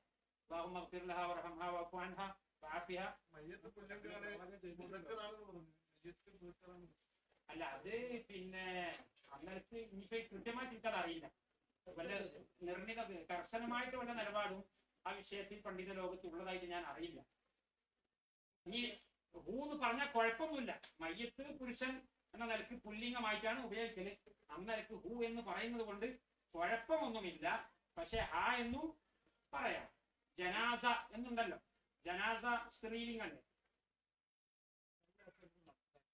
ഏത്? നല്ല ഹസനത്തുകൾ നടപ്പിലാക്കിയാൽ അത് മനസ്സിലായില്ലല്ലോ. ആ നല്ല ഹസനത്തുകൾ നാട്ടിൽ നടപ്പിലാക്കിയാൽ 10 ഇരട്ടി കൂലി കിട്ടുന്നുള്ളത്. അതെ അതെ അതെ അതെ. പിന്നെ മൻ സന്ന സുന്നത്തൻ ഹസനത്തൻ അല്ലേ? അതിന്റെ അർത്ഥം നബി സല്ലല്ലാഹു അലൈഹി വസല്ലം തങ്ങളുടെ സ്ഥിരപ്പെട്ട സുന്നത്തുകൾ സമൂഹത്തിൽ നിന്ന് ഇല്ലാതായി പോയി. സ്ഥിരപ്പെട്ട സുന്നത്തുകൾ, ഉദാഹരണത്തിന് പിന്നെ വെള്ള വസ്ത്രം ധരിക്കുക. വെള്ള വസ്ത്രം ധരിക്കൽ സുന്നത്തായ ഒരു സംഗതിയാണ്. ആളുകൾ തീരെ വെള്ള വസ്ത്രം ധരിക്കാത്ത ഒരവസ്ഥ വന്നു. എന്നാൽ ആളുകൾക്കൊക്കെ വെള്ള വസ്ത്രം ധരിക്കാനുള്ള ഒരു മോട്ടിവേഷൻ കൊടുക്കുക എന്ന നിലക്ക് നിങ്ങൾ കുറച്ച് ആളുകൾ വെള്ള വസ്ത്രം ധരിച്ചുകൊണ്ട് ഒരു തുടക്കം ഉണ്ടാക്കിയാൽ, എന്നിട്ട് അത് കണ്ടുകൊണ്ട് മറ്റുള്ള ആളുകളൊക്കെ വെള്ള വസ്ത്രം ധരിക്കാൻ തുടങ്ങിയാൽ അതിൻ്റെ കൂലിയിൽ നിന്ന് നിങ്ങൾക്കും എന്തുണ്ട്? ഒരു അംശമുണ്ട് എന്നാ പറഞ്ഞതിൻ്റെ അർത്ഥം. അതല്ലാതെ ഞാൻ ചോദിക്കട്ടെ, ഇവർ മനസ്സിലാക്കിയതുപോലുള്ള അർത്ഥമാണെങ്കിൽ ഞാൻ നേരത്തെ പറഞ്ഞതൊക്കെ പ്രശ്നമായിട്ട് വരൂലേ? സലാം വീട്ടുമ്പോൾ അസ്സലാമു അലൈക്കും വറഹ്മത്തുള്ളാഹി വബറകാതുഹു, നല്ല കാര്യല്ലേ? ഞാൻ തുടങ്ങി, ബേക്കിലുള്ളവർ തുടങ്ങി, അതിന്റെ കൂലിയൊക്കെ എനിക്ക് കിട്ടി. അങ്ങനെ അല്ലല്ലോ ഇമാം നവവി പറഞ്ഞത്. പാടില്ല എന്നല്ലേ പറഞ്ഞത്? വബറകാത്തു എന്നുള്ളതിന് കുഴപ്പമില്ലല്ലോ. ഞാൻ പറഞ്ഞല്ലോ, ഒരു കുഴപ്പമില്ല, വളരെ നല്ല സാധനം. തിരിഞ്ഞോ? അപ്പൊ അവിടെ മൻ സന്ന സുന്നത്തൻ ഹസനത്തൻ എന്ന് പറഞ്ഞത് ഇല്ലാത്ത ഒരു സുന്നത്തിനെ ഉണ്ടാക്കുക എന്ന് ഒരിക്കലും അർത്ഥം വെക്കാൻ പറ്റില്ല. അങ്ങനെ വെക്കുകയാണെങ്കിൽ ഒരുപാട് കുലുമാലുണ്ടാകും, നമുക്കുണ്ടാകും, നിങ്ങൾക്കുണ്ടാകും. അപ്പൊ നിലവിൽ നേരത്തെ ഉള്ള ഒരു സുന്നത്ത് സമൂഹത്തിൽ നിന്ന് അത് ഇല്ലാതായിപ്പോയി, മരിച്ചുപോയി. മൻ അഹിയ എന്നുമുണ്ട് വേറെ ഹദീസിൽ. മൻ അഹിയ സുന്നത്തൻ ഉമീതത്ത് ബഅദി, എന്റെ കാലശേഷം കൊല ചെയ്യപ്പെട്ടു പോയ, നശിപ്പിക്കപ്പെട്ടു പോയ സുന്നത്തിനെ ആരെങ്കിലും ജീവിപ്പിച്ചാൽ എന്ന് ഇതേ ഹദീസിന് വ്യാഖ്യാനമാവുന്ന രീതിയിലുള്ള വേറെ ഹദീസുണ്ട്. മാത്രല്ല, നിങ്ങൾ ഈ പറഞ്ഞ ഹദീസ് ഉണ്ടല്ലോ, മൻ സന്ന സുന്നത്തൻ ഹസനത്തൻ എന്ന് പറഞ്ഞ ഹദീസ് പ്രവാചക തിരുമേനി പറയുന്ന ഒരു കോണ്ടക്സ്റ്റ് ഉണ്ട്. എന്താണ് ആ കോണ്ടക്സ്റ്റ്? ഒരു ഹദീസ് അവതരിക്കുന്ന പശ്ചാത്തലം. ആ പശ്ചാത്തലം നബി സല്ലല്ലാഹു അലൈഹി വസല്ലം തങ്ങൾ ഒരു സന്ദർഭത്തിൽ സഹാബികളിൽ നിന്ന് എന്തോ ഒരു ആവശ്യത്തിന് വേണ്ടി സംഭാവന ആവശ്യപ്പെട്ടു, സ്വതക്ക. അപ്പൊ സ്വതക്ക ആവശ്യപ്പെട്ടപ്പോ ആളുകൾക്ക് എന്തെങ്കിലും ബുദ്ധിമുട്ടും കാര്യമൊക്കെ ഉണ്ടാകുമ്പോൾ ചില ആളുകൾ സ്വതക്ക കൊടുക്കൂല. പക്ഷെ ആ കൂട്ടത്തിൽ നിന്ന് ഒരു സഹാബി കാര്യമായ എന്തോ ഒരു സംഖ്യ സ്വതക്ക നൽകി. ആ സമയത്താണ് റസൂലുള്ളാഹി പറഞ്ഞത്, മൻ സന്ന സുന്നത്തൻ ഹസനത്തൻ ഫലഹു അജ്റുഹാ വഅജ്റു മൻ അമില ബിഹാ. ഇദ്ദേഹം സ്വതക്ക അങ്ങനെ ഉള്ള ആൾക്കാർ, എന്റെ വക 100 റുപ്യ, അപ്പൊ വേക്കുന്ന ഒരാൾ എന്റെ വക 500 റുപ്യ ഉണ്ടാവും. അപ്പൊ രണ്ടാമത്തെ 500 വരാനുള്ള കാരണം ആദ്യത്തെ 100 ഈ ഒരു മെക്കാനിസമാണ് അവിടെ വർക്കാകുന്നത്. അത് ആ ഹദീസ് അവതരിച്ച പശ്ചാത്തലം പഠിച്ചാൽ തന്നെ മനസ്സിലാവും. അല്ലാതെ നമ്മൾ സ്വന്തം ഇഷ്ടപ്രകാരം ഇങ്ങനെ ഓരോ സുന്നത്ത് ഉണ്ടാക്കുക, എന്നിട്ട് അതിനെപ്പറ്റി നല്ലതെന്ന് പറയാ, അങ്ങനെ ഒരു പണ്ഡിതനും പറഞ്ഞിട്ടില്ല, ഒരു മദ്ഹബിനും പറഞ്ഞിട്ടില്ല.